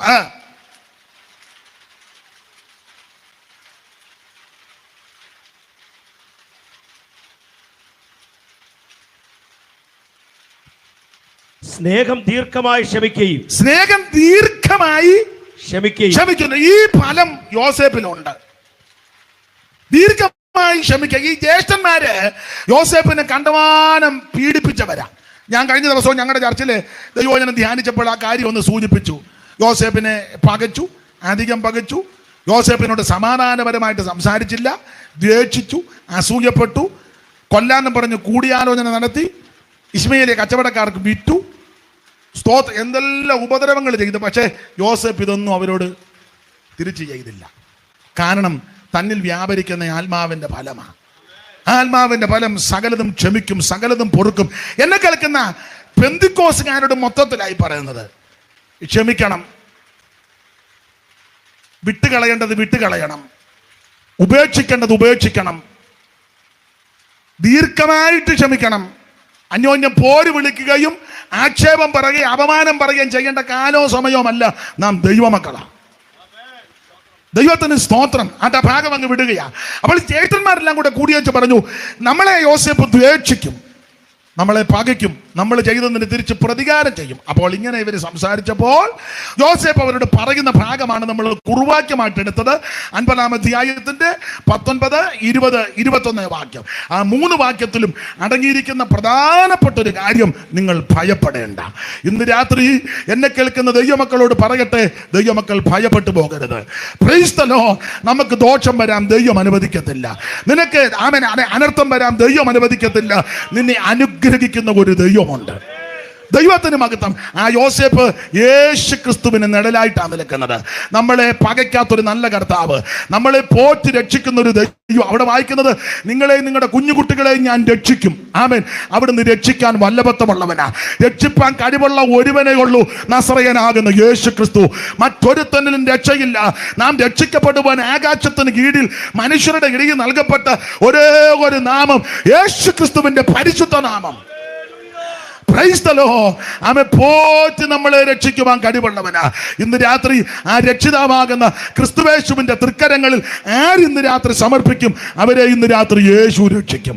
5 പൈസ മുടക്കണ്ട, അരക്കാശ് മുടക്കണ്ട, തിരി കത്തിക്കണ്ട, മെഴുകുതിരി കൊടുക്കണ്ട, അരി കൊടുക്കണ്ട, മലര് കൊടുക്കണ്ട, ഉപ്പും അരി ഒന്നും കൊടുക്കണ്ട, 10 എഴുതി കൊടുക്കണ്ട, കുരിശും തൊട്ടി പണിത് കൊടുക്കണ്ട, ഹോള് പണിത് കൊടുക്കണ്ട, ഒരു ഭൗതിക സാധനം കൊടുക്കണ്ട, പൂവൻകോഴിയെ കൊടുക്കണ്ട, പെടക്കോഴിയെ കൊടുക്കണ്ട, കാളെ കൊടുക്കണ്ട, കഴുതയെ കൊടുക്കണ്ട, ആടിനെ കൊടുക്കണ്ട, മുട്ടനെ കൊടുക്കണ്ട, പെണ്ണാടിനെ കുഞ്ഞാടിനെ ഒന്നിനെയും കൊടുക്കണ്ട. ഇന്ന് രാത്രി കൊടുക്കേണ്ടത് നിന്നെ അങ്ങ് കൊടുത്താൽ മതി. എന്റെ ദൈവമേ, ഇന്ന് രാത്രി എന്നെ സമർപ്പിക്കുന്നു. എന്റെ ഉള്ളത്തിലേക്ക് അവിടെ നെടുന്നുള്ളി വരണം. ഇന്ന് രാത്രി എന്നെ രക്ഷിക്കണം. കർത്താവിന്റെ നാമത്തെ വിളിച്ചപേക്ഷിക്കുന്ന ഏവനും രക്ഷിക്കപ്പെടും. അതുകൊണ്ട് ഇന്ന് രാത്രി അറിയപ്പെടാനെ സംബന്ധിച്ച് ഭയപ്പെടേണ്ട. നിന്നെ രക്ഷിപ്പാൻ കഴിവുള്ള നല്ല യോസേപ്പ് ഇവിടെ വന്നിട്ടുണ്ട്. ആ നല്ല യോസേപ്പാകുന്ന യേശു ക്രിസ്തു ഇന്ന് രാത്രി നമ്മുടെ നടുവിലുണ്ട്. മുമ്പേ പാടിയ പാട്ടിൽ എഴുതിയിരിക്കുന്നത് പോലെ, മാറത്ത് പൊൻകൊച്ച കെട്ടിയവനായി, ചുട്ടുപടിപ്പിച്ച വെള്ളോട്ടിന് സദൃശമുള്ള പാദമുള്ളവനായി, 7 നക്ഷത്രം വലങ്കിൽ പിടിച്ച് നിലവിളക്കയുടെ നടുവിൽ നിലയങ്ക് ധരിച്ച് നടകൊള്ളുന്ന നസറായൻ ഇന്ന് രാത്രി നമ്മുടെ നടുവിൽ വന്നിട്ടുണ്ട്. ഇന്ന് രാത്രി ഏറ്റുപറ, അവൻ ഏറ്റുപറ, എൻ്റെ യേശുവേ എന്നെ ഇന്ന് രാത്രി രക്ഷിക്കണം. അവിടത്തോട് നിലവിളിക്ക്. ഈ രാത്രി രക്ഷകയുടെ രാത്രിയാകട്ടെ. ഭയപ്പെടേണ്ട എന്നുള്ള വിഷയത്തോടുള്ള ബന്ധത്തിൽ 1-2 വാക്യം കൂടെ നമുക്ക് ചിന്തിക്കാം.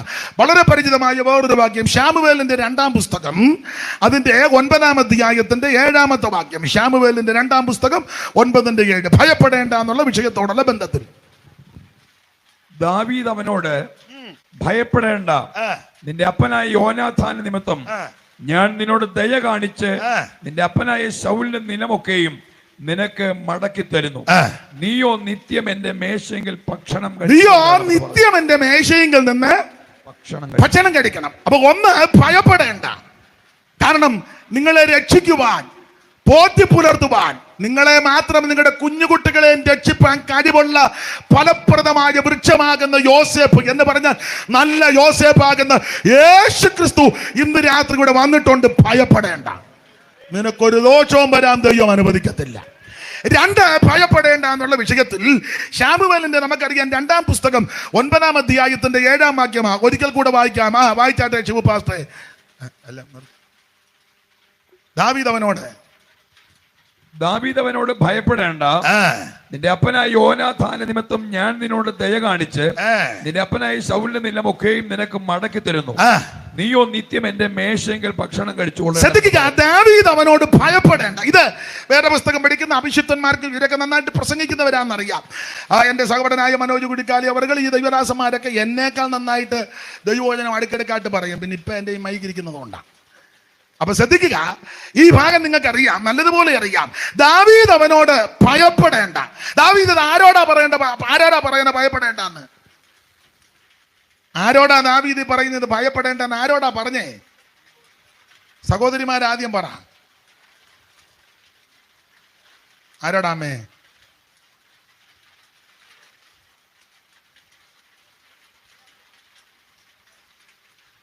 സഹോദരിമാരാരേലും ഒരാൾ ഉറക്കെ അങ്ങ് പറഞ്ഞോ? നിങ്ങൾക്ക് ആണല്ലോ മുൻഗണന.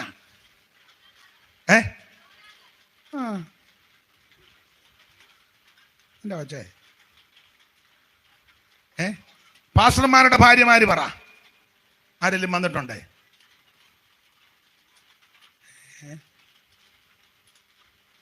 എന്നാ സഹോദരന്മാര് പറ, ഉപദേശിമാരും കയറി പറയരുത്.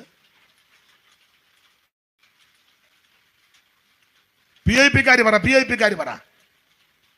എന്തിയാ PIP? എന്തിയേ ഈ നീലയെല്ലാം PIP ആണോ? അപ്പൊ PIP പറ. ദാവീദ് ആരോടായി പറയാന്ന്? PIPയുടെ പ്രസിഡന്റ് ആദ്യം പറ, കഴിഞ്ഞ് സെക്രട്ടറി പറ. ഉറക്കെ ശരിയാ, ഉറക്കെ പറ.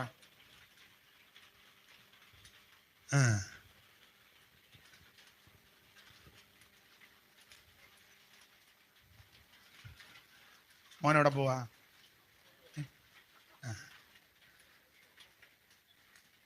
ദാവീദ് അവനോട് ഭയപ്പെടേണ്ട, നിന്റെ അപ്പനാകുന്ന യോനാഥാന്റെ നിമിത്തം ഞാൻ നിന്നോട് ദയ കാണിച്ചു, നിന്റെ അപ്പനാകുന്ന ശൗലിന്റെ നിലമല്ല ഞാൻ നിനക്ക് മടക്കത്തരും. നീയോ നിത്യം എന്റെ മേശയെങ്കിൽ നിന്ന് ഭക്ഷണം കഴിക്കണം. ദൈവത്തിന് മഹത്വം. ദാവീദ് മെഫീബോശത്തിനോട് പറയുക എന്ന് പറഞ്ഞാൽ യോനാഥാന്റെ മകൻ എന്ന് പറഞ്ഞാൽ ശൗലിന്റെ കൊച്ചുമകൻ എന്ന് പറഞ്ഞാൽ കീശിന്റെ കൊച്ചുമകന്റെ മകൻ. കീശിന്റെ മകനാകുന്ന ശൗലിന്റെ മകനാകുന്ന യോനാഥാന്റെ മകനാകുന്ന മെഫീബോശത്തിനോട് ദാവീദ് പറയുകയാണ്, ഭയപ്പെടേണ്ട, നിന്റെ അപ്പനാകുന്ന യോനാഥാന്റെ നിമിത്തം. അവിടെ എഴുതിയിരിക്കുന്നത് നിന്റെ അപ്പനാകുന്ന ശൗലെന്ന ക്ലിയർ ആയിട്ട് പറഞ്ഞ നിന്റെ വല്യപ്പനാകുന്ന ശൗലിന്റെ നിലമല്ല ഞാൻ നിനക്ക് മടക്കി തരിക. എന്നിട്ട് നീയോ നിത്യം എന്റെ മേശയെങ്കിൽ നിന്ന് ഭക്ഷണം കഴിച്ചോ. ശാന്തമായിട്ട് ആ ഭാഗം നമുക്കൊന്ന് ചിന്തിക്കാം.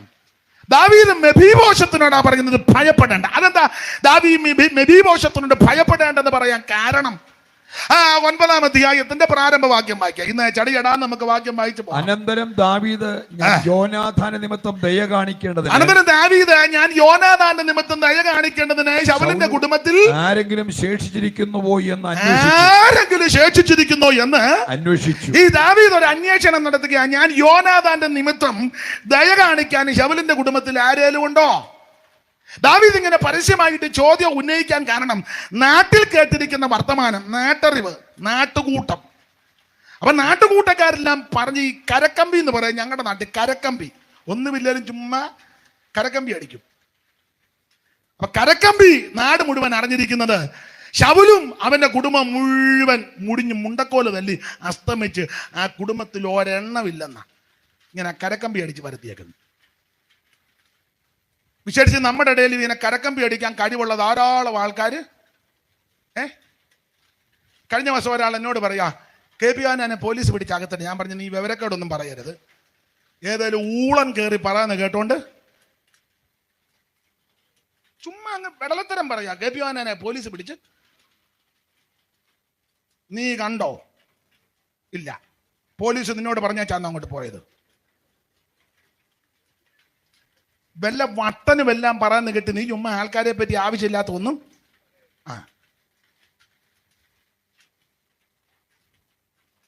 ഇന്നാളൊരാൾ പറഞ്ഞു IPC സഭകളെല്ലാം തകർന്നെന്ന്. യവനെ എന്നാ ചെയ്യാന്? എടാ, സഭ തകരത്തില്ല, സഭ കർത്താവിൻ്റെതാ. കർത്താവ് പറഞ്ഞു, ഞാൻ എൻ്റെ സഭയെ, സഭ തകരത്തില്ല, സഭ കർത്താവിൻ്റെതാ. സഭയെ തകർക്കാനും സഭയെ മുടിക്കാൻ പലരും കച്ച കെട്ടി വന്ന്, ഞാൻ എൻ്റെ ഭാഷ കച്ചി കഴിഞ്ഞതല്ലാതെ സഭയ്ക്ക് ഒരു കുഴപ്പവും വന്നിട്ടില്ല. കാരണം കർത്താവ് തിരുവായി മൊഴിഞ്ഞു പറഞ്ഞു, പാതാള ഗോപുരം അതിനെ ജയിക്കത്തില്ല. ഇവിടെ ആര് ഭരിച്ചാലും, ഏത് ഭരണം വന്നാലും, ഏത് മന്ത്രി വന്നാലും, ഏത് തന്ത്രി വന്നാലും, ഏത് മിടുക്കന്മാർ വന്നാലും വരട്ടെ, അവർക്ക് വേണ്ടി നമുക്ക് പ്രാർത്ഥിക്കാം. പക്ഷെ സഭയെ തകർക്കാൻ ഒരു ശക്തിക്കും കഴിയത്തില്ല. പാതാള ഗോപുരങ്ങൾ ഇതിനെ ജയിക്കത്തില്ല. കാരണം കൂടെ പറയാ, ഒന്ന്, ഇത് ദൈവാത്മാവാ പണിതുകൊണ്ടിരിക്കുന്നത്. മാത്രമാണോ, അത് പ്രാർത്ഥിക്കുന്ന ജാഗരിക്കുന്ന ചില പ്രിയപ്പെട്ടവരുണ്ട്. അപ്പൊ ഈ കരക്കമ്പി നന്നായിട്ട് അടിച്ചു വിടും ആൾക്കാര്. കരക്കമ്പി, അപ്പൊ കരക്കമ്പി അടിച്ചു വിട്ടേക്കുന്നത് ശൗലും അവന്റെ കുടുംബവും പിള്ളേരും എല്ലാം മുടിഞ്ഞ് മുണ്ടക്കോല് തല്ലി. ആരും ഒരെണ്ണം പോലും ഉപ്പ് നോക്കാൻ പോലും ഒരെണ്ണം ഇല്ലെന്ന് ആ കരക്കമ്പി. അപ്പൊ ഈ കരക്കമ്പി അറിഞ്ഞ ദാവീദ് ചോദിച്ച്, ആരെങ്കിലും ഇനി ഉണ്ടോന്ന്? ആരെങ്കിലും ഉണ്ട്. അതിന് കാരണമുണ്ട്. അവിടെ വായിക്കുന്നത് ഞാൻ യോനാഥാന്റെ നിമിത്തമല്ല. വായിച്ച 9:1. അനന്തരം ദാവീദ് ഞാൻ യോനാഥാന്റെ നിമിത്തം ദയ കാണിക്കേണ്ടത്, ഞാൻ യോനാഥാന്റെ നിമിത്തം ദയ കാണിക്കാൻ എന്ന് പറഞ്ഞാൽ യോനാഥാന്റെ നിമിത്തം ഒരു ദയ ഈ കുടുംബത്തോടുണ്ട് ദാവീദിന്. അതിന്റെ കാരണം പറയും, യോനാഥാനും ദാവീദും ഉറ്റമിത്രങ്ങളാ. അതിനൊരു വാക്യം വായിച്ചേ. ശാമുവേലിന്റെ 1-ാമത്തെ പുസ്തകം 18-ാം അധ്യായത്തിന്റെ പ്രാരംഭ വാക്യം. നമുക്ക് അറിവുള്ള വാക്യമാ, എന്നാലും ഒന്ന് ചടികടാന്നൊന്ന് വായിച്ചേക്കാം. ശാമുവേലിന്റെ 1-ാം പുസ്തകം 18:1. അവൻ ശൗലിനോട് സംസാരിച്ചു തീർന്നപ്പോൾ യോനാഥാന്റെ മനസ്സ് ദാവീദിന്റെ മനസ്സിനോട് പറ്റിച്ചേർന്നു. അടുത്തത്, യോനാഥാൻ അവനെ സ്വന്തം പ്രാണനെ പോലെ സ്നേഹിച്ചു. അപ്പോൾ യോനാഥാന്റെ മനസ്സും ദാവീദിന്റെ മനസ്സും അങ്ങ് ഇണങ്ങി പറ്റിച്ചേർന്നു. രണ്ടുപേരും അങ്ങ് യോജിച്ചു. യോനാഥാനും ദാവീദും ഉറ്റ ചങ്ങാതിമാരായി. ഇവര് പറ്റിച്ചേർന്ന് അഗാധമായ സ്നേഹബന്ധത്തിൽ ഉറച്ചു. എല്ലാ ഭാഗവും വിവരിക്കുന്നില്ല. ഈ യോനാഥാന്റെ മനസ്സ് അല്ലെങ്കിൽ ഹൃദയം ദാവീദിന്റെ മനസ്സും ഹൃദയവുമായിട്ട് പറ്റിച്ചേരാൻ കാര്യം ഒറ്റ വാക്കി പറഞ്ഞാൽ ഒറ്റ ശുശ്രൂഷയാ കാര്യം. 18-ാം അധ്യായത്തിലായി ഈ സംഭവം നടക്കുന്നത്. യോനാഥാന്റെ മനസ്സ് ദാവീദിന്റെ മനസ്സിനോട് പറ്റിച്ചേർന്നത്. അപ്പോൾ അത് പറ്റിച്ചേരാൻ കാര്യം 17-ാം അധ്യായത്തിലെ ശുശ്രൂഷയാ വിഷയം. 40 ദിവസമായിട്ടൊരു മല്ലൻ നിന്ന് വെല്ലുവിളിക്കുക. ഇസ്രായേലിനെ നോക്കി ഒറ്റ ഒരുത്തൻ രംഗത്തോട്ട് ചെല്ലുന്നില്ല. എല്ലാവരും ദൂരെ നിന്ന് വിക്ടറി, കാൽവറി, രക്തം, ജീസസ്, ചുമ്മാ എന്നിങ്ങനെ പെരുവരിലെ പൊങ്ങുന്ന അല്ലാതെ ഒരു കാര്യവും നടക്കുന്നില്ല.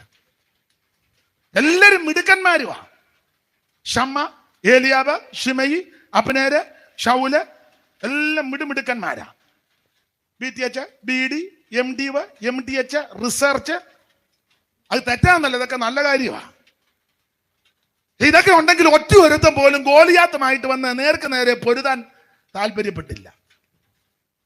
ഞാൻ ആ ഭാഗം വിവരിക്കുന്നില്ല. 17-ാം അധ്യായത്തിൽ ഈ മല്ലനാകുന്ന ഈ ഫെലിസ്ത്യ മല്ലൻ വെല്ലുവിളിച്ചിട്ട് ഇസ്രായേലിൽ ഒറ്റ ഒരുത്തം പോലും രംഗത്ത് വരുന്നില്ല. അന്നേരം നിങ്ങൾക്ക് ആ ഭാഗമെല്ലാം നമുക്കറിയാം. അപ്പനാകുന്ന ഇശായി പറഞ്ഞു, മോനെ, ജ്യേഷ്ഠന്മാരെല്ലാം മിലിറ്ററിയിലാണ്, വിവരമൊന്നും അറിയുന്നില്ല.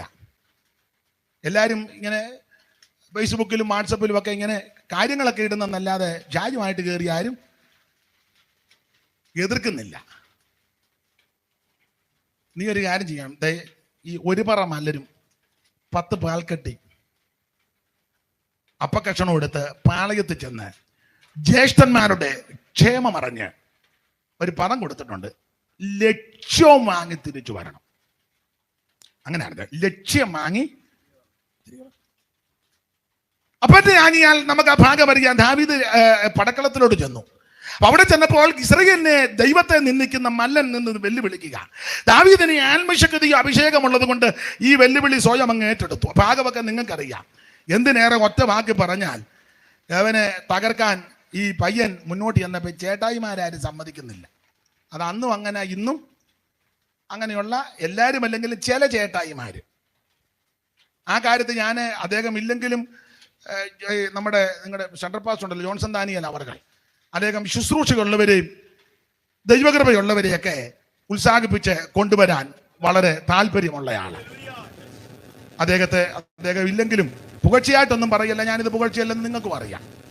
ഒരാൾക്ക് ഒരു ദൈവകൃപയും അല്ലെങ്കിൽ വിശേഷത ഉണ്ടെങ്കിൽ അദ്ദേഹം അതിന് അവസരം എങ്ങനെയും ഒരുക്കി കൊടുക്കും. അത് നല്ല മാതൃകയാണ്. ദൈവത്തിന് മഹത്വം. അപ്പൊ ഈ ദാവീദ് ഈ പടക്കളത്തിലിട്ട് ചെന്നിട്ട് ഒരു കുഞ്ഞുങ്ങൾ കയറ്റിവിടുന്നില്ല. അപ്പൊ ഈ ഷമ്മയും ശിമയും ഏലിയാബും ഒക്കെ ഉണ്ട്.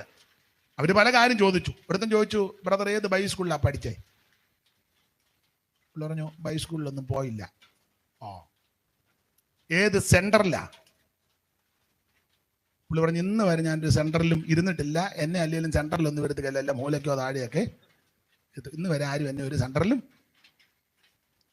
ഞാൻ ഏത് യോഗത്തിന് നേരത്തെ എന്നാലും എന്നെ സെന്ററിൽ ഇരുത്തുകയല്ല. എന്നാൽ താഴെ ഒരു കസാര തരും, അല്ല സൈഡിൽ എവിടെയെങ്കിലും ഒരു കസാര തരും. ഞാൻ ഒരു സെന്ററിലും. അപ്പൊ ചോദിച്ചു, ഓർഡിനേഷൻ കിട്ടിയോ എന്ന് ചോദിച്ചു. ഇല്ല, ഇന്ന് വരെ ആരും എൻ്റെ തലയെ കൈവച്ചില്ല. പക്ഷെ ഞാൻ 2 തലയൊക്കെ വെച്ചു, ഒരു സിംഹത്തിൻ്റെയും കരടിയുടെ. എൻ്റെ തലയിൽ ആരും ഇന്ന് വരെ കൈവച്ച് ഹല്ലേലൂ അങ്ങനെയൊന്നും വെച്ചിട്ടില്ല. പക്ഷെ ഞാൻ ഒരു സിംഹത്തെ ഒരു കരടിയെയും അടിക്ക് തകർത്തെന്ന് പറഞ്ഞു. അതിൻ്റെ വായിൽ നിന്ന് ആട്ടിൻകുട്ടിയെ പിടിച്ചു മേടിച്ചു. ഞാൻ വിവരിക്കുന്നില്ല ഭാഗം. അപ്പോൾ അതുകൊണ്ട് അവനെ ഇന്ന് പകൽ താഴെ ഇടുമെന്ന് പറഞ്ഞു. ഒരു കല്ലും ഒരു കവണയും കൊണ്ട് ഫെലിസ്ത്യ മല്ലനെ എറിഞ്ഞു. ആ ഭാഗമൊക്കെ വിവരിക്കുന്നില്ല, നിങ്ങൾക്ക് അറിവുള്ളത് കൊണ്ട്. എറിഞ്ഞ് അവൻ കവണ് വീണപ്പോൾ ഫോട്ടോ എടുത്തേച്ച് വാട്സപ്പിലല്ല ഇട്ടത്. നമ്മൾ അന്ന് ആ കല്ലിന്റെ വലിപ്പം വരെ സ്തോത്രം. ഇപ്പോൾ ദാവീദ് ലൈവിലുണ്ട്. അല്ല, ഇപ്പോഴത്തെ സാഹചര്യം അനുസരിച്ച് ഞാൻ പറഞ്ഞതേ ഉള്ളൂ. ഒറ്റയേറിനവനെ താഴെ ഇട്ടവൻ കവിണ് വീണപ്പോൾ, നിങ്ങൾ ആ ഭാഗം പഠിക്കുമ്പോൾ അറിയാം, എന്റെ ശൈലി പറയുക, കവിണ് വീണെന്ന് കണ്ടപ്പോൾ ഓടി അങ്ങോട്ട് എന്ന് എന്റെ ശൈലി പറയാ, അവന്റെ നെഞ്ചത്ത് കയറി ആ ഗോലിയാത്തിന്റെ ഉറയിൽ കിടക്കുന്ന വാള് ഊരി ഇങ്ങോട്ടെടുത്ത് അവന്റെ തല വെട്ടി ആ തലയായിട്ടാ തിരിച്ചിങ്ങോട്ട്. ഇതെല്ലാം ഈ യോനാഥാൻ കണ്ടുകൊണ്ട് നിൽക്കുക. സ്തോത്രം. ഓടി അങ്ങോട്ട് ചെന്നവന്റെ നെഞ്ചത്ത് കയറി അവന്റെ ഉറയുന്ന അവന്റെ വാളിങ്ങോട്ട് ഊരി ഗോലിയാത്തിന്റെ തലയറത്ത് ആ തലയുമായിട്ട് തിരിച്ചിങ്ങോട്ടുള്ള വരവാ. ഇതാണ് കാൽവറിയിൽ നടന്നത്. ഇതാണ് കാൽവറിയിൽ നടന്നത്. മരണത്തിന്റെ അധികാരിയാകുന്ന പിശാച് ഉൽപ്പത്തി 4-ാം അധ്യായം മുതൽ അവൻ പണി തുടങ്ങിയതാ. കയ്യിനെ കൊണ്ട് ഹാബേലിനെ കൊന്നു. 5-ാം അധ്യായം സൂചിപ്പിച്ചല്ലോ മരണത്തിന്റെ നീണ്ട പട്ടിക. അന്ന് മുതൽ ഇവൻ പരിപാടി തുടങ്ങിയതാ. മരണഭീതി ജനഹൃദയങ്ങളിൽ ഇട്ടു. എന്തെങ്കിലും ഒരു അസ്വസ്ഥതയോ പ്രയാസമോ വരുമ്പോൾ ചിലക്ക് മരണഭീതിയാ. അത് കുറ്റമായിട്ട് ഞാൻ പറയല്ല, ഇത് അന്ന് തുടങ്ങിയതാ മരണഭീതി. മരണത്തിന്റെ അധികാരിയാകുന്ന പിശാച് നിന്ന് വെല്ലുവിളിക്കുക, നിന്നെ കൊല്ലും, വകവരുത്തും, തകർക്കും. എന്നാൽ നമ്മുടെ കർത്താവാകുന്ന യേശു ക്രിസ്തു അവിടുത്തെ തിരുമരണത്താൽ മരണത്തിന്റെ അധികാരിയാകുന്ന പിശാചിനെ അവന്റെ ആയുധമെടുത്ത്, എന്ന് പറഞ്ഞാൽ മരണത്തിന്റെ ആയുധം യേശു എടുത്തു. ആയുധം കൊണ്ട് അവനെ വകവരുത്തി. അവൻ മരണത്തെ ജയിച്ച് അവിടെ നിന്നും ജീവിക്കുന്നു. Praise the lord. കല്ലറ തുറന്നവൻ വൈരികെ തകർത്തു. കല്ലറ തുറന്നവൻ വൈരികെ തകർത്തു. വല്ലഭനായവനെ, വല്ലഭനായവനെ, ശ്രീയേശുവേ വന്ദനം ചെയ്തിടുവീൻ, നിരന്തരം വന്ദനം ചെയ്തിടുവീൻ, ശ്രീയേശുവേ വന്ദനം. മരണഭീതികളിൽ അടിമപ്പെട്ട്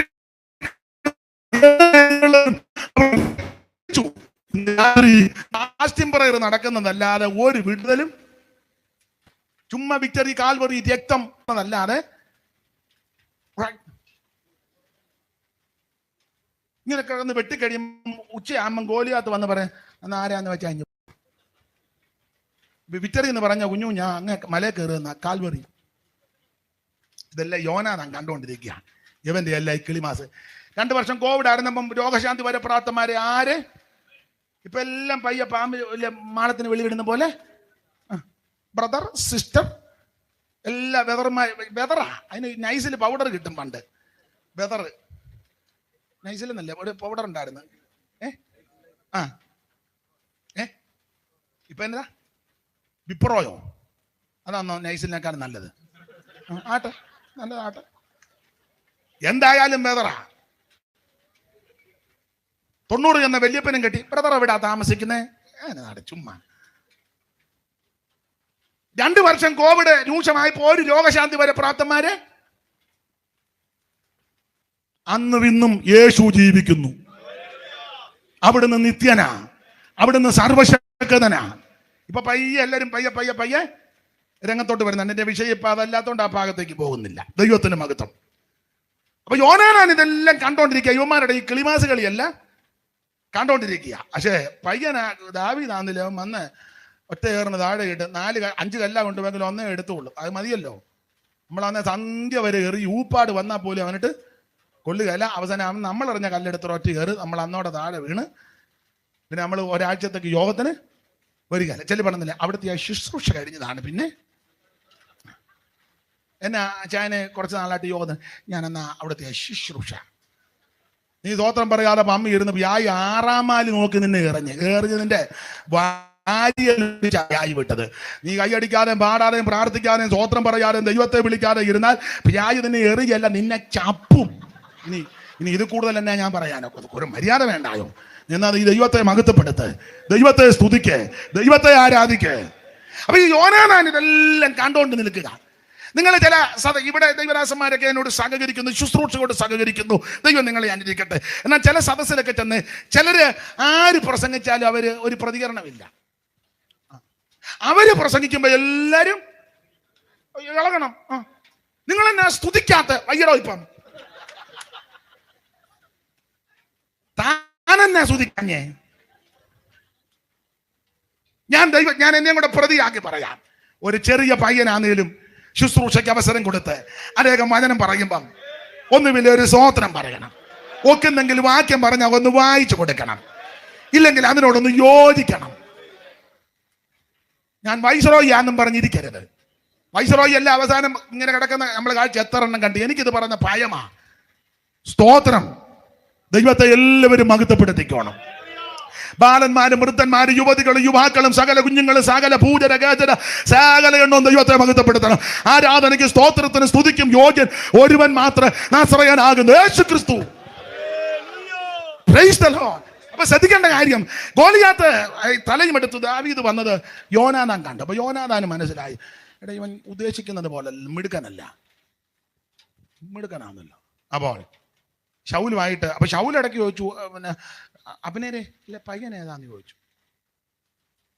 അബ്നേര് പറഞ്ഞത് ഇഷായിയുടെ ഏറ്റവും ഇളയതാ. നമ്മുടെ ബൈസ്കൂളിലാണെന്ന പുള്ളി.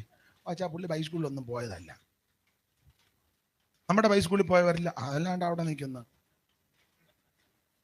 ഇപ്പൊ അവര് കുറച്ച് പേര് പറഞ്ഞ ദൈവം ഇല്ലെന്നാ.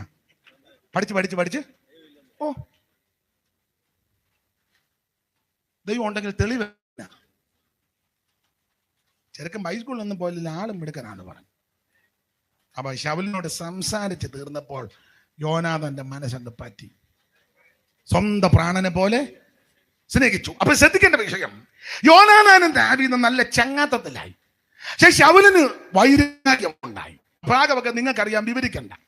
ചുരുക്കി ഞാൻ താഴോട്ട് പഠിക്കുമ്പോൾ ശൗൽ നിരന്തരം ദാവീദിനെ വേട്ടയാടുക. അവിടെ നല്ല ദാവീദ് ഒഴിഞ്ഞൊഴിഞ്ഞങ്ങ് മാറി. ഇത് നമുക്ക് നല്ല മാതൃകയാ. നിന്നെ ആരെയും വേട്ടയാടുമ്പോൾ ആക്ഷേപം പറയുമ്പോൾ ഇത് അമ്മയോട് വന്ന് മോള് പറഞ്ഞു, അമ്മ എനിക്ക് ഒരു സ്വസ്ഥത അവിടെ. അമ്മ നീ ഇനി അങ്ങോട്ട് പോകണ്ട. തള്ളേ നിനക്കൊന്നാതെ ശ്വാസം മുട്ടലുണ്ട്, നിനക്ക് ഷുഗർ ഇപ്പം 230 കഴിഞ്ഞ ദിവസം നീ കുന്തം കുത്തിയപ്പം. നീ ഈ പെങ്കൊച്ചനെ നിന്റെ കൂടെ നിർത്തിയാൽ നിന്റെ കാറ്റ് ഈ കൊച്ച അനാഥമാകും. മനസ്സിലാകുന്നുണ്ടോ? മനസ്സിലാകുന്നില്ലേ? നീ അവളോട് പറയാ നീ ഇനി അങ്ങോട്ട് പോകണ്ടെന്ന്. പിന്നെ അങ്ങോട്ട് പോകാനോ? അവളെ ബോംബെക്ക് വിടാനോ? നീ നല്ല തള്ളയാണെങ്കിൽ അവളെ വിളിച്ചോണ്ട് അവളെ കെട്ടിച്ച വീട്ടിൽ ചെന്ന്, മനസ്സിലാകുന്നുണ്ടോ? ഇല്ലേ? മനസ്സിലാകുന്നുണ്ടോന്ന്?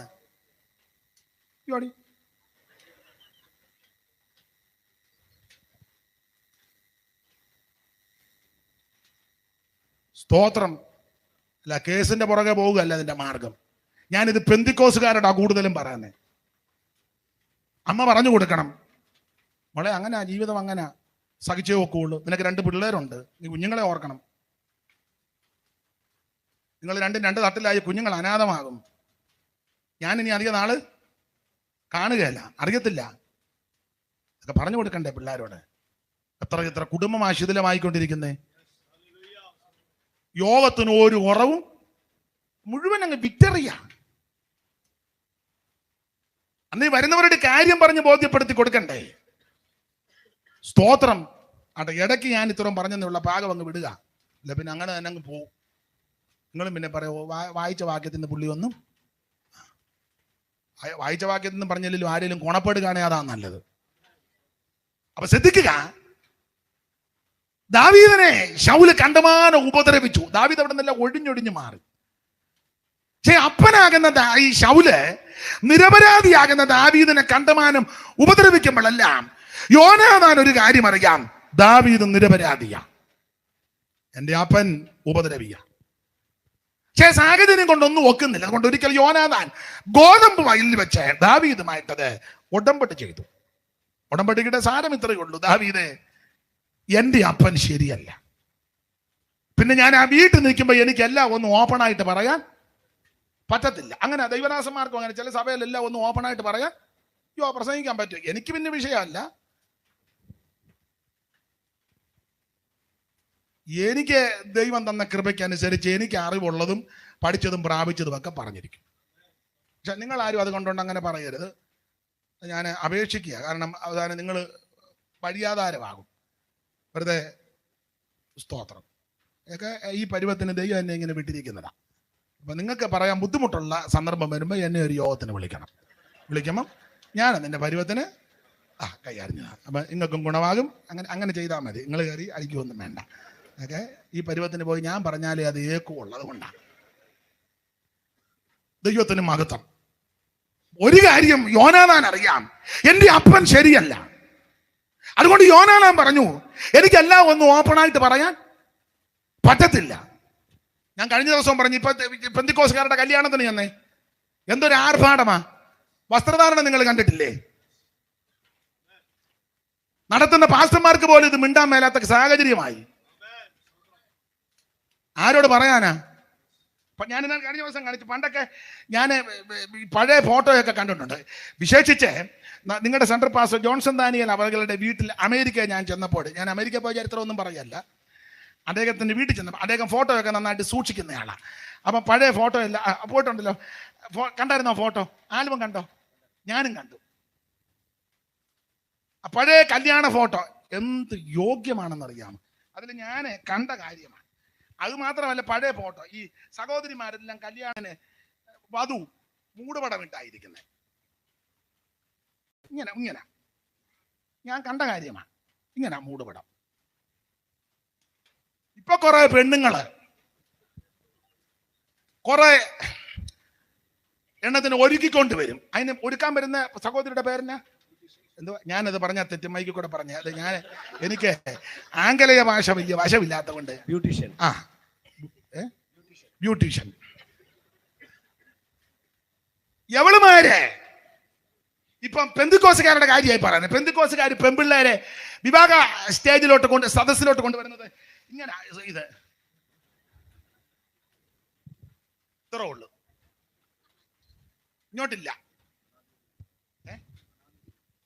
ഞാൻ തമാശ പറഞ്ഞതല്ല. എന്നാടാ അവൻ പറഞ്ഞു? മോൻ എന്നാ പറഞ്ഞ അവനോട്? ഒന്നും പറഞ്ഞില്ല. നിങ്ങൾ രണ്ടുപേരും ഇങ്ങോട്ട് ശ്രദ്ധിച്ച്. അപ്പൊ ഇങ്ങനെ ഈ രീതിയിലായി ഇപ്പൊ കൊണ്ടുവരുന്നത്. നടത്തിപ്പുകാർക്കോ ലോക്കൽ പാസ്റ്റർക്കോ സെൻട്രൽ പാസ്റ്റർക്കോ മിണ്ടാൻ മേലിപ്പം. പണ്ട് മൺമറഞ്ഞ PM ഫിലിപ്പ് അവർ പറഞ്ഞെന്ന ഞാൻ കേട്ടറിവ്. തലേ കൈവച്ച് പ്രാർത്ഥിക്കാൻ വന്നപ്പം PM ഫിലിപ്പ് സാറ് പറഞ്ഞു, കുഞ്ഞുഞ്ഞെ 5-6 സ്ലൈഡ് ഊര് കാരണം കയ്യിൽ 2 പേരിലെങ്കിലും വെക്കാൻ. 2 പേരിലെങ്കിലും വെച്ച് പ്രാർത്ഥിക്കണ്ടേ? മൊത്തം വെക്കാൻ വിടവില്ല.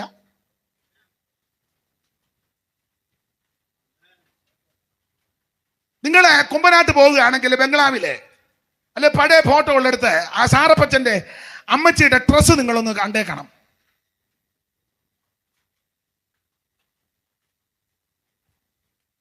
മനസ്സിലാകാരിയാണോ?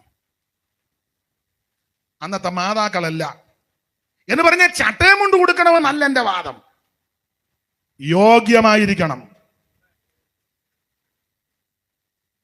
ഈ അടുത്ത സമയത്ത് അമേരിക്കയിലാന്ന് തോന്നുന്ന ഒരു കല്യാണം ഡാൻസാ. ആര് നിയന്ത്രിക്കാനാ? എല്ലാ സോട്ടും കൂട്ടുമായിട്ട് ഇങ്ങനെ ഇരിക്കുക. പൂണന്റെ തീറ്റയും തിന്ന്.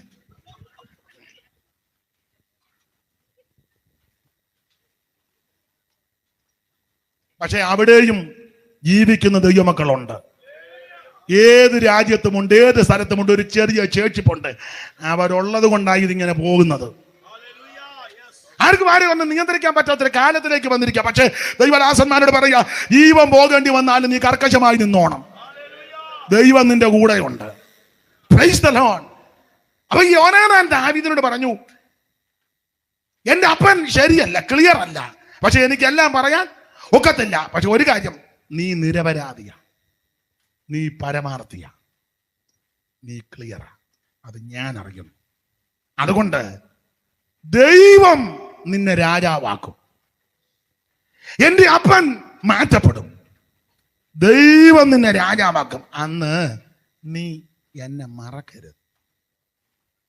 യോനാഥാൻ ദാവീദുമായിട്ട് ഒരു ഉടമ്പടി ചെയ്തു. എന്തിനേറെ വിവരിക്കുന്നില്ല. ഉടമ്പടി ചെയ്ത യോനാഥാനും ജീവിച്ചിരുന്നില്ല, യോനാഥാനും കടന്നുപോയി. ഗിൽബോവ പർവ്വതത്തിൽ വെച്ച് ഫെലിസ്ത്യരുമായുള്ള യുദ്ധത്തിൽ ശൗലിന്റെ മക്കളാകുന്ന 3 പേർ, യോനാഥാൻ, അബീനാദാബ്, മൽക്കീശുവ, 3 പേരെ ഫെലിസ്ത്യര് വാളിന്റെ വായ്ത്തലയ്ക്ക് വെട്ടിക്കൊന്നു. ശൗൽ ആത്മഹത്യ ചെയ്യാൻ ആയുധം പള്ളേക്കേറ്റ് ജീവൻ പോകാതെ വന്നപ്പോൾ നോക്കി നിന്ന് അമാലിക്കിനെ വിളിച്ചടിപ്പിച്ച് അവനും വെട്ടിക്കൊന്നു. അങ്ങനെ ശൗലും തന്റെ പുത്രന്മാരും ഒരു ദിവസത്തിൽ അവൻ പട്ടുപോയി. ആ കുടുംബം നശിച്ചു. പക്ഷെ ഉടമ്പടി ചെയ്ത യോനാഥാൻ പട്ടുപോയെങ്കിലും ദാവീദ് ഉടമ്പടി മറന്നില്ല. ദൈവം ദാവീദിനെ രാജാവാക്കി ആ സ്ഥാനത്ത് വന്നപ്പോൾ നിങ്ങൾക്ക് ശമൂവേലിന്റെ 2-ാം പുസ്തകം പഠിച്ചു വരുമ്പോൾ അറിയാം, ശൗൽ അങ്ങ് മരിച്ചു. ശൗൽ മരിച്ചപ്പോൾ ദാവീദ് ഒരു വിലാപകാവ്യമൊക്കെ പാടി. കഴിഞ്ഞ ദിവസം ഞാൻ ആ ഭാഗം വായിച്ചതാ.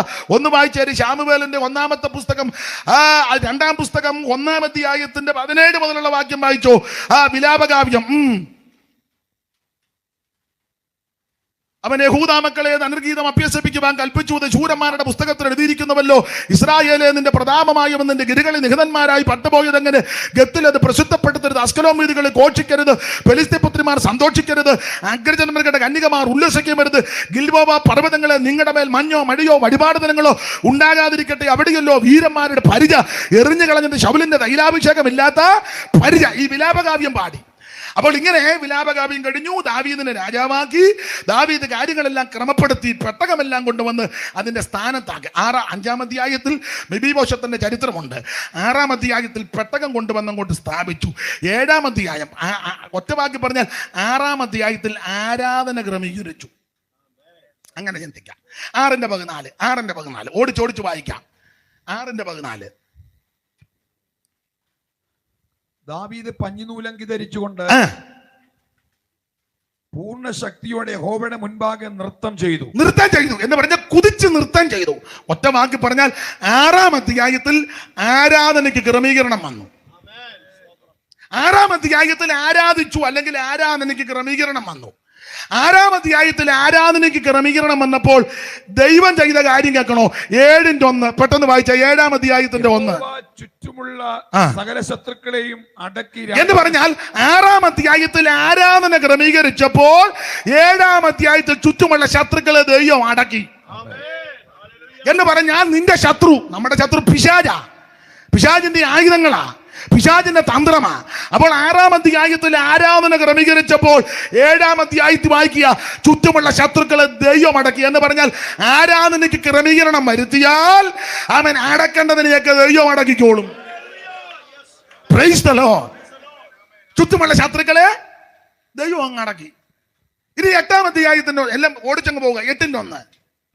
അനന്തരം ദാവീദ് ഫെലിസ്ത്യരെ ജയിച്ചടക്കി മൂലസ്ഥാനത്തിന്റെ ഭരണം ഫെലിസ്ത്യരുടെ കയ്യിൽ നിന്ന് കരസ്ഥമാക്കി. 6-ാം അധ്യായത്തിൽ ആരാധന ക്രമീകരിച്ച് ആരാധിച്ച് ബലപ്പെട്ടപ്പോൾ 7-ാം അധ്യായത്തിൽ ശത്രുവിനെ ദൈവം അടക്കി. 8-ാം അധ്യായത്തിൽ പിറകെയാ മൂലസ്ഥാനം പിടിച്ചെടുത്തെന്ന്. എന്ന് പറഞ്ഞാൽ ക്യാപിറ്റൽ പിശാചിന്റെ കയ്യിലായിരുന്നു. ആരാധന കഴിഞ്ഞപ്പോൾ അതിൽ ലഭിച്ചു. തലസ്ഥാന നഗരി പിടിച്ചെടുത്തു. നിന്റെ അവകാശങ്ങളെയും നിന്റെ വാഗ്ദത്തങ്ങളെയും ശത്രു തടഞ്ഞു വെച്ചിട്ടുണ്ടെങ്കിൽ നീ ആരാധിച്ചും പ്രാർത്ഥിച്ചും അതിനെ തിരിച്ചെടുക്കണം. എന്ന് പറഞ്ഞാൽ ആരാധനയ്ക്ക് ക്രമീകരണം വരുത്തണം. എനിക്ക് സങ്കടകരമായ കാര്യങ്ങളിൽ ഒന്ന് പെന്തിക്കോസുകാരുടെ കാര്യമാണ്. ഞാൻ പെന്തിക്കോസാ, അതുകൊണ്ട് അത് കൂടുതൽ പറയുന്നേ. പുറത്തുള്ളവരെ വിധിക്കാൻ നമുക്കെന്നെ. പെന്തിക്കോസുകാർക്ക് ആരാധനയ്ക്ക് മാത്രം ഇപ്പൊ ഭയങ്കര ടൈം ക്ലിപ്തതയാ. അല്ലാത്തതിനൊന്നും ഒരു ക്ലിപ്തത. നിങ്ങളെ ആരാധനയ്ക്ക് എന്നാൽ ഇവിടെ ടൈം എഴുതി തെറ്റാന്നല്ല, 10 മുതൽ 12 വരെ, അല്ലെ 10:30 മുതൽ 12:30 വരെ ഏത് സഭാകളിലും ചെന്നോ ടൈമാണ്. എന്നാൽ നിങ്ങളൊരു കല്യാണത്തിന് തന്നെ എവിടെയും എഴുതി വെച്ചിട്ടുണ്ടോ 1 മുതൽ 2 വരെ ഭക്ഷണം?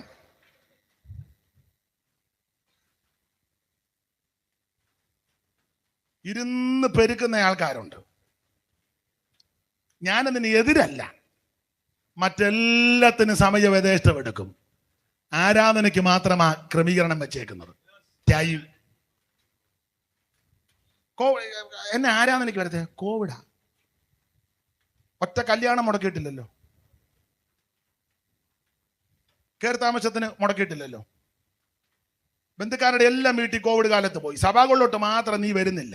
അല്ല, നീ വന്നിട്ടും വലിയ കാര്യമില്ല, മെനക്കേട് കേസാണ്. ഒരു കാര്യം പറഞ്ഞു വിടാം. 6-ാം അധ്യായത്തിലെ ആരാധന ക്രമീകരിച്ചപ്പോൾ 7-ാം അധ്യായത്തിൽ ശത്രുക്കളെ അടക്കി. 8-ൽ വായിക്കുക, മൂലസ്ഥാനം പിടിച്ചടക്കി. ഇതെല്ലാം ക്രമീകരണം വരുത്തി 9-ാം അധ്യായത്തിൽ ചോദിച്ചു, ഞാൻ യോനാഥാന്റെ നിമിത്തം ദയ കാണിക്കാൻ ആരേലും ആ കുടുംബത്തിലുണ്ടോ? ഇനി ഓടിച്ചു പറയാം. ഉടമ്പടി ചെയ്ത യോനാഥാൻ മരിച്ചെങ്കിലും ദാവീദ് ഉടമ്പടി തെറ്റിച്ചില്ല. ദാവീദ് പറഞ്ഞു, ആ യോനാഥാന്റെ നിമിത്തം ദയ കാണിക്കാൻ ആരേലും ഉണ്ടോന്ന്. അപ്പോൾ സീബ എന്ന വാക്കിന് ഒരർത്ഥം എരിവുള്ളവൻ എന്ന്. സീബ എന്നൊരുത്തൻ മുമ്പോട്ട് വന്ന് പറഞ്ഞു, തിരുമേനി, ഒരാളുണ്ട് ആ കുടുംബത്തിൽ. യോ, അതാരാ? ഞാൻ കേട്ടേക്കുന്ന മുഴുവൻ തീർന്നെന്നാ. അല്ലല്ലോ, ഒരാളുണ്ട്. ആരാ? മെഫീബോശത്ത്. അവൻ ഏതാ? അവൻ യോനാഥാന്റെ മകനാ. ശൗലിന്റെ കൊച്ചുമകൻ. യോടി, അവൻ എന്തിയെ? അവനിപ്പോ ഇവിടെ ഇല്ല. എവിടെ? അവൻ ലോഥേബാരിൽ അമ്മിയലിന്റെ മകനാകുന്ന മാഖീറിന്റെ വീട്ടിലുണ്ടെന്ന് പറഞ്ഞു. ഈ ലോഥേബാർ എന്ന വാക്കിന് കൊടുത്തിരിക്കുന്ന ഒരർത്ഥം വരണ്ട സ്ഥലമെന്ന. അപ്പൊ ഇവൻ ലോഥേബാരിൽ അമ്മിയലിന്റെ മകനാകുന്ന മാഖീറിന്റെ വീട്ടിലുണ്ട്. ദാവീദ് പറഞ്ഞു, പെട്ടെന്ന് കൊണ്ടുപോടേ. ഈ ലോഥേബാരിലെ അമ്മിയലിന്റെ മകനാകുന്ന മാഖീറിന്റെ വീട്ടിൽ ഈ മെഫീബോശത്ത് പോകാൻ വേറൊരു കാരണം, ഈ അപ്പനും വല്യപ്പനും എല്ലാം നശിച്ചു, എല്ലാത്തിനെയും കൊന്നൊടുക്കി, കുടുംബം മുഴുവൻ കുളം തോണ്ടി, മുഴുവൻ തകർത്തെന്ന് കേട്ടപ്പോൾ മെഫീബോശത്തിനെ എടുത്തോണ്ട് രാത്രി ഒരൊറ്റ ഓട്ടം ഓടി. ഓടിപ്പോയ കൂട്ടത്തിൽ ഈ കൊച്ച് താഴെ വീണു. അന്ന് 5 വയസ്സുണ്ടായിരുന്നു. അപ്പോൾ 5 വയസ്സിൽ മുടന്തി. ദാവീദ് സിയോൻ കോട്ട പിടിക്കാൻ വന്നു. ദാവീദ് സിയോൻ കോട്ട പിടിക്കാൻ വന്നപ്പോൾ സിയോൻ കോട്ടയ്ക്കകത്തുള്ള യെബൂസ്യ, സിയോൻ കോട്ട പാർക്കുന്ന യെബൂസ്യർ എന്ന വാക്കിന്റെ ഒരർത്ഥം കര കയറാൻ മനസ്സില്ലാത്തവരെന്ന്. അങ്ങനെയുള്ള ആൾക്കാർ നമ്മുടെ ഇടയിലുണ്ട്, യാതൊരു താല്പര്യവും ഇല്ല. ആ കയ്യടിയൊക്കെ നിങ്ങൾ കണ്ടിട്ടില്ലേ?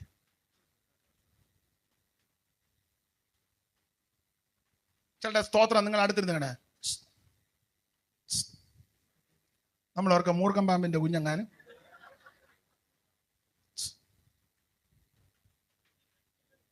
കമ്മിറ്റി കൂടുമ്പോ അണ്ണാക്ക് വെക്കാൻ. മനസ്സിലായോ? അപ്പൊ ഈ കര കയറാൻ മനസ്സില്ലാത്തവര്. അപ്പൊ ഇങ്ങനെ ഈ ലോഥേബാരിലെ അമ്മിയലിന്റെ വീട്ടിൽ പോകാൻ കാരണമാണ് യെബൂസ്യൻ എന്ന വാക്കിന്റെ അർത്ഥം കര കയറാൻ മനസ്സില്ലാത്ത. അപ്പൊ യെബൂസ്യര് സിയോൻ കോട്ട കുടിയിരിക്കുക. ദാവീദ് പറഞ്ഞു, ഞാൻ സിയോൻ കോട്ട പിടിക്കാൻ വരിക. അപ്പൊ സിയോൻ കോട്ടയ്ക്കകത്തുള്ള യെബൂസ്യര് പറഞ്ഞു, ദാവീദ് ഇവിടെ ഒന്നും കിടക്കുകയില്ല. അവൻ അഥവാ ഇവിടെ കിടന്നാൽ ഇവിടുത്തെ മുടന്തന്മാരും കുരുടന്മാരും മതി അവനെ പിടിക്കാൻ. എല്ലാ വാക്യങ്ങൾ എടുത്ത് വായിപ്പിക്കാൻ നേരമില്ലാത്ത കൊണ്ടാണ്. മുടന്തന്മാരും കുരുടന്മാരും മതി അവനെ തട്ടാം. അപ്പൊ പഴയ കാലമല്ലേ, പഴയ പ്രമാണമാണ്. അത് വെച്ച് ദാവീദിന് ശുണ്ഠി വന്നു. ദാവീദ് ഉടനെ പറഞ്ഞു, അങ്ങനെ ആണെങ്കിൽ ഒരു കാര്യം ചെയ്യുക, സിയോൻ കോട്ടയ്ക്കകത്തുള്ള മുടന്തനെയും കുരുടനെയും എല്ലാം ആദ്യം തട്ടിയേക്കാൻ. ഈ വാർത്ത കേട്ടപ്പോൾ അന്ന് സിയോൻ കോട്ടയ്ക്കകത്തുള്ള സകല മുടന്തന്മാരും കുരുടന്മാരും സിയോൻ കോട്ട വിട്ടു. ആ കൂട്ടത്തിലാ മെഫീബോശത്ത് ലോഥേബാരിൽ പോയത്. അപ്പനും വല്യപ്പനും ചത്തെന്ന് കേട്ടപ്പോൾ ഇവനെ നോക്കിക്കൊണ്ടിരുന്ന രാത്രി കൊച്ചിനെ എടുത്തുകൊണ്ട് ഓടിപ്പോയപ്പോ 5 വയസ്സ് താഴെ വീണ് 2 കാലും മുടന്തി ഇവിടെ കിടക്കുക. അപ്പോൾ ദാവീദ് സിയോൻ കോട്ട പിടിക്കാൻ വന്നപ്പോൾ മുടന്തനെയും കുരുടനെയും ആദ്യം തട്ടാനുള്ള വാർത്ത സിയോൻ കോട്ടയെ പറയുന്നപ്പോൾ ദാവീദിനെ ഭയപ്പെട്ട് 2 കാലും മുടന്തിയ മെഫീബോശത്ത് യോനാഥാന്റെ മകനാകുന്ന യവൻ ലോഥേബാരിൽ വരണ്ട സ്ഥലത്ത് പോയി കിടക്കുക. എന്നാൽ ദൈവത്തിന്റെ നീതി യോനാഥാനോടുള്ള ഉടമ്പടി തെറ്റിക്കാതെ ദാവീദ് പറഞ്ഞു, അവനെ തിരിച്ചിവിടെ കൊണ്ടുവരാൻ പറഞ്ഞു. അങ്ങനെ 2 കാലും മുടന്തിയ ഉണങ്ങി വരണ്ട സ്ഥലത്ത് കിടന്ന മെഫീബോശത്തിനെ ഭൃത്യന്മാര് ചെന്ന് പൊക്കിയെടുത്ത്, എൻ്റെ ഭാവനയാ, പൊക്കിയെടുത്ത് യവനെ ദാവീദ് രാജാവിന്റെ മുൻപിൽ കൊണ്ടുവന്ന് നിർത്തി കാണത്തില്ല, ഇരുത്തി കാണും. കാരണം 2 കാലും മുടന്താ. യവനെ കൊണ്ടുവന്ന് അങ്ങോട്ട് ഇരുത്തി. യവൻ അവിടെ വന്നിരുന്ന് മൊത്തം ഒന്ന് കണ്ണോടിച്ചു. ഓടാനൊന്നും വയ്യ. നോക്കിയപ്പോൾ ദാവീദ് രാജാവ് ഇരിക്കുന്നു, സിംഹാസനസ്ഥനായിട്ടിരിക്കുന്നു. ഭൃത്യന്മാര് സേവകാത്മാക്കൾ ഇങ്ങനെ എന്തിനും ഏതിനും ഒരുങ്ങി നിൽക്കുന്നു. അവന്റെ ചിന്ത, ദൈവമേ, അപ്പനെ കൊന്നു, വല്യപ്പനെ കൊന്നു, ഉപ്പാപ്പന്മാരെ എല്ലാം തട്ടി, കുടുംബം മുഴുവൻ കുളം തോണ്ടി, പേടിച്ച് എടുത്ത് ഓടിയപ്പം ആ തള്ളയുടെ കയ്യിൽ നിന്ന് താഴെ വീണ് 2 കാലും ഉടന്തി, നടക്കാനും ഓടാനും വയ്യ. എന്നാ വല്ലജാതി ലോതേമാര് വരണ്ടട വാന്നിയിൽ അവിടെങ്ങാനും കിടന്ന് ജീവൻ പോകട്ടെന്നിടത്ത് കിടന്നിട്ട് അവിടെയും കിടത്തുകയല്ലേ? കൊല്ലാനാന്നോ, തിന്നാനാന്നോ, കണ്ടിക്കാനാന്നോ, അറക്കാനാന്നോ, വിൽക്കാനാന്നോ? എൻ്റെ ദൈവമേ, ഓടാൻ പൊക്കത്തില്ലല്ലോ. എന്തിനാ എൻ്റെ ജീവിതം? ഞാൻ ഗതികേടായല്ലോ. അയ്യോ, ഞാൻ എന്തിനിങ്ങനെ ജീവിക്കും? എൻ്റെ അകത്ത് ഭീതി കയറി ആകെ വെപ്രാളപ്പെട്ടിരുന്നപ്പോൾ അകത്ത് ഭീതി കയറിയപ്പോൾ അത് മുഖത്ത് പ്രതിഫലിച്ചു. ദാവീദ് നല്ല ബുദ്ധിയുള്ള ആളാ, ഒറ്റ നോട്ടത്തിലൊക്കെ. പിന്നെ ഭയങ്കര ബുദ്ധിയുള്ളത് കൊണ്ടില്ലയോ ഗത്തി പണ്ട് ആഗീഷിന്റെ മുന്നിൽ ചെന്നപ്പോൾ ആഗീഷ് ചോദിച്ചു, നമ്മുടെ ദാവീദല്ലയോ ഉടനെ പുള്ളി തുപ്പലി വെക്കോ വെച്ചു. അപ്പൊ ആഗീഷ് ഒന്നുകൂടെ നോക്കിയപ്പോ വട്ടനാണല്ലോ. ആഗീഷ് പറഞ്ഞു, ഇവിടെ വട്ടന്മാരിലായിട്ടാണോ ഈ വട്ടനെ? ഇവിടെ എല്ലാം അരവട്ടം മാറാൻ ഞാൻ പ്രാർത്ഥിക്കുമ്പോൾ 3/4 വട്ടനെ ഇവിടെ അടിച്ച് പൂരക്കളയിടാന്ന് പറഞ്ഞു. അപ്പൊ അതിന് പുള്ളി പിന്നെ ഇങ്ങനെ വട്ട് കളിച്ചിരിക്കുക, തുപ്പല് വെക്കോ വലിപ്പിച്ചു. അപ്പൊ ഒരു പ്രത്യേകം പറഞ്ഞു, വട്ട കൊട്ടാരത്തിൽ കയറിയാണോ കോക്കാൻ ബീച്ച് കാണും. ഇപ്പം എൻ്റെ ഭാവനയാ, ആ പെടലിക്ക് പിടിച്ച് ഞങ്ങളുടെ കുട്ടനാടൻ പക്ഷേ തത്തിച്ചുകൊണ്ട് അപ്പൊ തത്തിച്ചോണ്ട് പോകുമ്പോഴും പുള്ളി ഇങ്ങനെ വട്ട് കാണിക്കുക. തത്തിച്ചുകൊണ്ട് ബൗണ്ടറിയുടെ അവിടെ വന്നിട്ട് ആകത്തിലൊരു തള്ളി അങ്ങോട്ട് വിട്ടപ്പോ തള്ളി വന്ന സ്പീഡിൽ ദാവീദ് പാടുക, ഞാൻ യഹോവയെ എല്ലാ കാലത്തും വാഴ്ത്തും, അവന്റെ സ്തുതി എപ്പോഴും എൻ്റെ നാവിന്മേൽ. അതാ 34 സങ്കീർത്തനത്തിന്റെ ഹെഡിങ്. ഗത്തിലെ ആഗീഷിന്റെ മുമ്പിൽ നിന്ന് ബുദ്ധിഭ്രമമെല്ലാം നടിച്ച് നല്ല ബുദ്ധിയാ ദാവീദ്. ബുദ്ധിയുള്ളത് കൊണ്ട് മെഫീബോശത്തിന്റെ അകത്ത് ഭയം കയറി. ആ ഭയം മുഖത്ത് പ്രതിഫലിച്ചു. മുഖം കണ്ടപ്പോൾ ദാവീദിന് പിടികിട്ടി, ഇവൻ പേടിച്ചരണ്ടിരിക്കുക. അതുകൊണ്ടാ 9:7 പറഞ്ഞത്, ഭയപ്പെടേണ്ട, നിന്റെ അപ്പനാകുന്ന യോനാഥാന്റെ നിമിത്തം ഞാൻ നിന്നോട് ദയ കാണിച്ച് നിന്റെ വല്യപ്പന്റെ നിലവെല്ലാം നിനക്ക് മടക്കി തരിക. നീയോ നിത്യം എൻ്റെ മേശയിൽ നിന്ന് ഭക്ഷണം കഴിക്കണം എന്ന് പറഞ്ഞാൽ നിന്നെ കൊല്ലാൻ കൊണ്ടുവന്നതല്ല, അറക്കാൻ കൊണ്ടുവന്നതല്ല, മുടിച്ചു കളയാൻ കൊണ്ടുവന്നതല്ല. നിനക്ക് സമൃദ്ധിയായ ജീവൻ തരാൻ പോകുകയാ. നീ അർഹിക്കാത്ത നന്മ ഇന്ന് രാത്രി തരാൻ പോകുകയാ. നഷ്ടപ്പെട്ട പിതൃസ്വത്ത് ഇന്ന് രാത്രി നിനക്ക് തിരിച്ചു തരിക. ദൈവത്തിന് മഹത്വം. ആമേ. സമൃദ്ധിയായ ജീവൻ നൽകാനാ നല്ല ദാവീദാകുന്ന യേശു ക്രിസ്തു സ്വർഗ മഹിമ വെടിഞ്ഞ് ഈ താണലോകത്തിലേക്ക് ഇറങ്ങി വന്നത്. ഞാനും നിങ്ങളും ഒരു കാലത്ത് വരണ്ട സ്ഥലത്ത് കിടന്നതാ, ആർക്കും വേണ്ടാതെ, എല്ലാവരാലും വെറുക്കപ്പെട്ട്, ഒരു കണ്ണിന് പോലും ദയ തോന്നാതെ, എല്ലാവരാലും തള്ളപ്പെട്ട്, ഒറ്റപ്പെട്ട്, മരണഭീതികളിൽ അടിമപ്പെട്ട്, ചിത്തഭ്രമത്തിൽ, ആകുല ചിന്തകളിൽ ഭാരപ്പെട്ട് കിടന്ന എന്നെയും നിന്നെയും ആ മുൻകാലങ്ങളിൽ ജീവിച്ച സ്ഥലം, ആ വരണ്ട സ്ഥലം, അവിടെ നിന്ന് അവൻ കോരിയെടുത്ത്, സങ്കീർത്തനക്കാരന്റെ ഭാഷയെ പറഞ്ഞാൽ നാശകരമായ കുടിയിൽ നിന്നും, കുടഞ്ഞ ചേറ്റിൽ നിന്നും അവിടെ നിന്ന് നിന്നെ കോരിയെടുത്ത് നിന്റെ ഗമനത്തെ സ്ഥിരമാക്കി നല്ല പാറയാകുന്ന ക്രിസ്തുവിൽ കൊണ്ട് നിർത്തുക മാത്രമാണോ നഷ്ടപ്പെട്ടു പോയ പിതൃസ്വത്ത് നിനക്ക് തിരിച്ചു തരിക. സ്തോത്രം. ദൈവത്തിന് മഹത്വം. ദാവീദ് പറയുകയാ, നിന്റെ പിതാവിന്റെ സ്വത്ത് ഞാൻ നിനക്ക് എന്ന് പറഞ്ഞാൽ ആത്മീക പാഠം പറഞ്ഞങ്ങ് നിർത്താം. ആദി പിതാവാകുന്ന ആദാം മുഖാന്തരം മനുഷ്യവർഗത്തിന് നഷ്ടപ്പെട്ടു പോയ സകല സ്വത്തും, ആത്മീക ഭാഷയെ പറഞ്ഞാൽ ഒടുക്കത്തെ ആദാമാകുന്ന യേശു ക്രിസ്തു മുഖാന്തരം നമുക്ക് തിരികെ കിട്ടുക. Praise the Lord. അത് അടുക്കടുക്കായിട്ട് കുറച്ച് കാര്യങ്ങൾ പറയേണ്ടത് അതിനിന്ന് മുതിരുന്നില്ല. ആദി പിതാവാകുന്ന ആദാം മുഖാന്തരം മനുകുലത്തിന് നഷ്ടപ്പെട്ടു പോയ സകല സ്വത്തും അധികാരവും അവകാശവും ഒടുക്കത്തെ ആദാമാകുന്ന യേശു ക്രിസ്തുവിന്റെ കാൽവരി മരണത്താൽ നമുക്ക് തിരികെ തരുന്ന കൃപയ്ക്കായിട്ട് ഇന്ന് രാത്രി ദൈവത്തെ സ്തുതിക്കുക. അതിൽ 1-2 കാര്യം കാമ്പിവാചകം പോലെ പറഞ്ഞ് വിശദീകരിക്കുന്നില്ല, പറഞ്ഞു നിർത്തുക. ആദ്യത്തെ ആദാമിന്റെ കയ്യിൽ നിന്ന് അധികാരം നഷ്ടപ്പെട്ടു. അത് ഒടുക്കത്തെ ആദാം മുഖാന്തരം നമുക്ക് തിരികെ കിട്ടും. ആ അധികാരം എന്താന്ന് ചോദിച്ചാൽ, ദൈവം തമ്പുരാൻ ആദാമിനെ വിളിച്ചു പറഞ്ഞത് മൃഗത്തിനെല്ലാം പേരിടാൻ പറഞ്ഞു. ആദാം ഇട്ടതവയ്ക്ക് പേരായിരുന്നു. അധികാരമുണ്ട്, കാരണം വാടാനല്ലേ കർത്താവ് പറഞ്ഞേ. ആ അധികാരമുള്ളത് കൊണ്ട് കൊമ്പനാന ഇങ്ങോട്ട് വന്ന, അന്ന് ആനയെന്നൊന്നുമല്ല, ഞാൻ മലയാളീകരിച്ച് അങ്ങ് പറയാ. മൃഗത്തെ ഇങ്ങോട്ട് കൊണ്ടുവന്ന് തുമ്പിക്കൈയെ പിടിച്ചൊരു തൂമ്പും ആ കൊമ്പയിലൊരു തടകും. ആന പോ. എന്ത് അനുസരണത്തോടെ ആന? നിനക്കിപ്പോ ആനയുടെ പിണ്ടത്തെ ചവിട്ടാൻ വരെ പേടിയാ.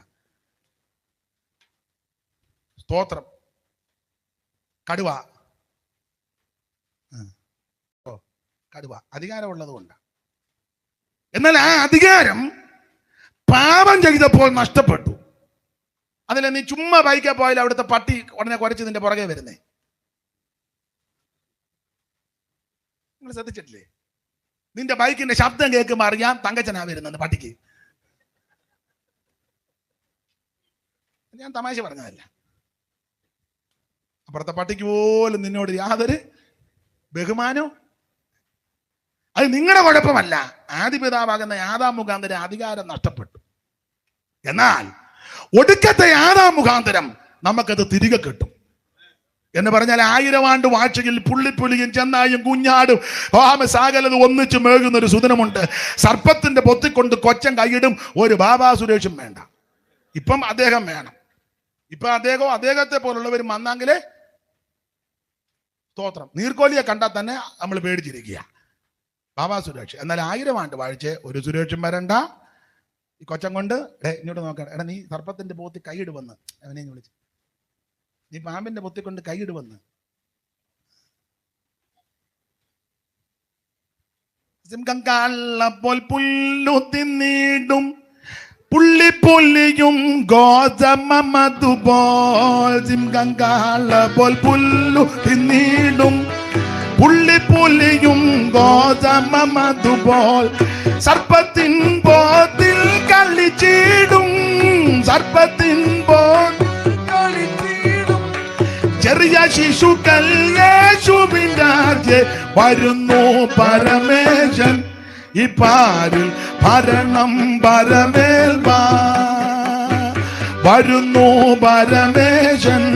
ഈ പാരിൽ അറിയാവുന്നവർ ചേർന്ന് പാടും. സിംഹം കാളപോൽ പുല്ലു തിന്നിടും പുള്ളിപ്പുലിയും ഗോതമതുപോൽ. സിംഹം കാളപോൽ പുല്ലു തിന്നിടും ഗോതമതുപോൽ. സർപ്പത്തിൻ പോത്തിൽ കളിച്ചിടൂ. സർപ്പത്തിൻ പോത്തിൽ കളിച്ചിടൂ. ചെറിയ ശിശുക്കൾ യേശുവിന്റെ വരുന്നു പരമേശൻ. ഈ പാരിൽ ഭരണം കരമുയർത്ത് ദൈവത്തെ സ്തുതിക്കുക. അപ്പോൾ ആദിപിതാവാകുന്ന ആദം മുഖാന്തരം നഷ്ടപ്പെട്ടു പോയ സകല അധികാരവും നമുക്ക് തിരികെ കിട്ടും. മാത്രമല്ല, 2, ആദിപിതാവെന്ന ആദാം മുഖാന്തരം തേജസ്സിന്റെ വസ്ത്രം പോയി. ആ ഭാഗം ഒന്ന് ഞാൻ വിവരിക്കണ്ടല്ലോ. വസ്ത്രം പോയി. തള്ളയായിരിക്കും മിക്കവാറും അത്തിയല തുന്നിയത്, തയ്യക്കാരി. അതുകൊണ്ടാണ് നമ്മൾ പെന്തിക്കോസുകാരില്ല ഈ തയ്യൽ മെഷീൻ ധാരാളം കൊടുക്കാറുണ്ട്. ഞാൻ തമാശ പറഞ്ഞതല്ല. ആ തള്ളയാ ആദ്യത്തെ തയ്യക്കാരി. പെന്തിക്കോസുകാർ കൂടുതൽ ആൾക്കാർ ഹെൽപ്പ് ചെയ്യും. സെന്ററിന്റെ ഭാഗം ഒരു 5 തയ്യൽ മെഷീൻ. അന്നേരം നേരെ ഉൽപ്പത്തി 3 പോകണം. തള്ള ഇതെല്ലാം കൂടെ തള്ള തുണി വേറെ എന്തുവാ ഇല്ലാതെ. സ്തോത്രം. അപ്പൊ ചുരുക്കി പറഞ്ഞാൽ ഈ തേജസ്സിന്റെ വസ്ത്രം നഷ്ടപ്പെട്ടു. അതുകൊണ്ടാണല്ലോ അത്തിയല കൂട്ടിത്തുന്നി അരയാടി ഉണ്ടാക്കി പോയി ഒളിച്ചത്. എന്നാൽ ഒടുക്കത്തെ ആദാം നിമിത്തം ആ തേജസ്സിന്റെ വസ്ത്രം നമുക്ക് തിരികെ കിട്ടും. Price the Lord. ഈ തേജസ്സിന്റെ വസ്ത്രം നഷ്ടപ്പെട്ടു പോയതുകൊണ്ടാ നമ്മുടെ പെന്തിക്കോസുകാരെല്ലാം വലിയ വലിയ തുണിക്കട കയറിയായി ഇറങ്ങി വരികയല്ലോ. രാവിലെ കയറിയതാ. നിങ്ങൾ ശ്രദ്ധിച്ചിട്ടില്ലേ? വിശേഷിച്ച് ഈ വെളിയിൽ നിന്നൊക്കെ വരുന്നവര് അവിടെ അത് കിട്ടത്തുമില്ലായിരിക്കും, വിലയും കൂടുതലായിരിക്കും. അതുകൊണ്ടായിരിക്കാം നമ്മളൊക്കെ ബാഗുട്ടി നാളെ ഞങ്ങളുടെ വീട്ടിൽ ഭക്ഷണം. നാളെ ഡ്രസ്സ് എടുക്കുന്നുണ്ട്. എന്നാലും എപ്പോൾ പോകുമായിരിക്കും? 7:30 പോകണം എന്നാ സൂസമ്മ പറഞ്ഞത്. അവിടെ ചെന്നപ്പോൾ കട തുറന്നിട്ട് പോലും ഇല്ല എന്ന് പറഞ്ഞാൽ നമുക്ക് ഒരു റൗണ്ട് അടിച്ച് വരാം. അന്നേരം ആ സെക്യൂരിറ്റി പറഞ്ഞ് 8:30 തുറക്കുള്ളൂ. നമുക്ക് ആര്യാസിൽ കയറി 2 തുറന്ന ഉടനെ ചാടി അകത്ത് കയറി. 5-6 നിലയുള്ള കടയാ. അങ്ങ് കയറി അങ്ങ് പോയി. പുള്ളിയോട് പറഞ്ഞ് വിടിരുന്നോളാം. പുള്ളി നിറാന്ന് അവിടെ. പിന്നെ ചില കടയിൽ കയറി ഇടയ്ക്ക് വെള്ളമൊക്കെ കൊണ്ടുതരും. അവർക്ക് മനസ്സിലായി നല്ല പിടിപ്പുള്ള അച്ചാനും അമ്മാമ്മയാ. പുള്ളി ഒരു 7 ജ്യൂസ് കുടിച്ചു, കുത്തിയിരുന്ന് കുടിക്കുക. തള്ളയും കൂട്ടുതള്ളയും കൂടെ മേളിൽ കിടന്ന് ഇങ്ങനെ കറങ്ങുക. സ്തോത്രം. ഞാനൊന്നും വിവരിക്കുന്നില്ല, എടുത്ത് നോക്കിയിട്ടൊന്നും ഒക്കുന്നില്ലല്ലോ. അത് നിങ്ങളുടെയും കുഴപ്പമല്ല, ആദ്യത്തെ തള്ള കാരണമാണ്. ആ തള്ള ഈ പാപം ചെയ്തത് കൊണ്ടാ ഈ കരിക്കിനത്തിലും കല്യാണിലും പിന്നെ ഇവിടെ ഏതൊക്കെയാ പുതിയതുണ്ടല്ലോ ഏതാണ്ട്. ഏതാ മോനെ പൂജ, അതെവിടെ കൊട്ടാരക്കല്ലാന്നോടെ പോത്തീസ്. മടയാന്ന് പോത്തീസോ? നിങ്ങളെവിടാ കയറിയേ? പൂജയിലാ കയറി. അവൻ പൂജയിലാ കയറി. ദൈവം നിന്നെ അനുക്കട, നീ സത്യം പറഞ്ഞല്ലോ. സ്തോത്രം. അതാരുടെയും കുഴപ്പമല്ല. നേരെ കയറിപ്പോയി 50,000 എത്ര ലക്ഷത്തിന്റെ അടുത്ത് അടിച്ച് മിന്നുക. എന്നിട്ടും അത് ചേരുന്നില്ലെന്നാ പറയുന്നത്, ഇല്ലേ? ചേരുന്നില്ല. അത് നിങ്ങളുടെയും കുഴപ്പമാണെന്ന് ഞാൻ പറയുന്നില്ല. മൂലകാരണം അവിടെ കിടക്കുന്നത്. സ്തോത്രം. എത്ര കിട്ടിയിട്ടും മതി വരുന്നില്ല. അവസാന സെയിൽസ്മാൻ അങ്ങ് പ്രാഴുക. ദൈവമേ, ഫലമൊക്കെ രാവിലെ വന്നിട്ട് 9:30 ആയാലും ഇറങ്ങി. പണ്ട് ഞാൻ പ്രസംഗിച്ചും പറഞ്ഞതാ, ഒരു സംഭവം നടന്നതാ, നിങ്ങളും കേട്ടിട്ടുള്ളത്. ഒന്നുകൂടെ അങ്ങ് പറയുക. നമ്മുടെ കക്ഷിയാ കയറി ചോദിച്ചു, ഈ വേറെ ഏതാന്ന് ചോദിച്ചു. ഇനിയുണ്ടോ എന്ന് ചോദിച്ചു. ഓരോ തുണി എടുത്ത് കാണിക്കുക. അത് മുഴുവൻ വലിച്ചിട്ട് അവനങ്ങ് കുഴഞ്ഞു. ഇനി ഏതാ, വേറെ ഉണ്ടോ?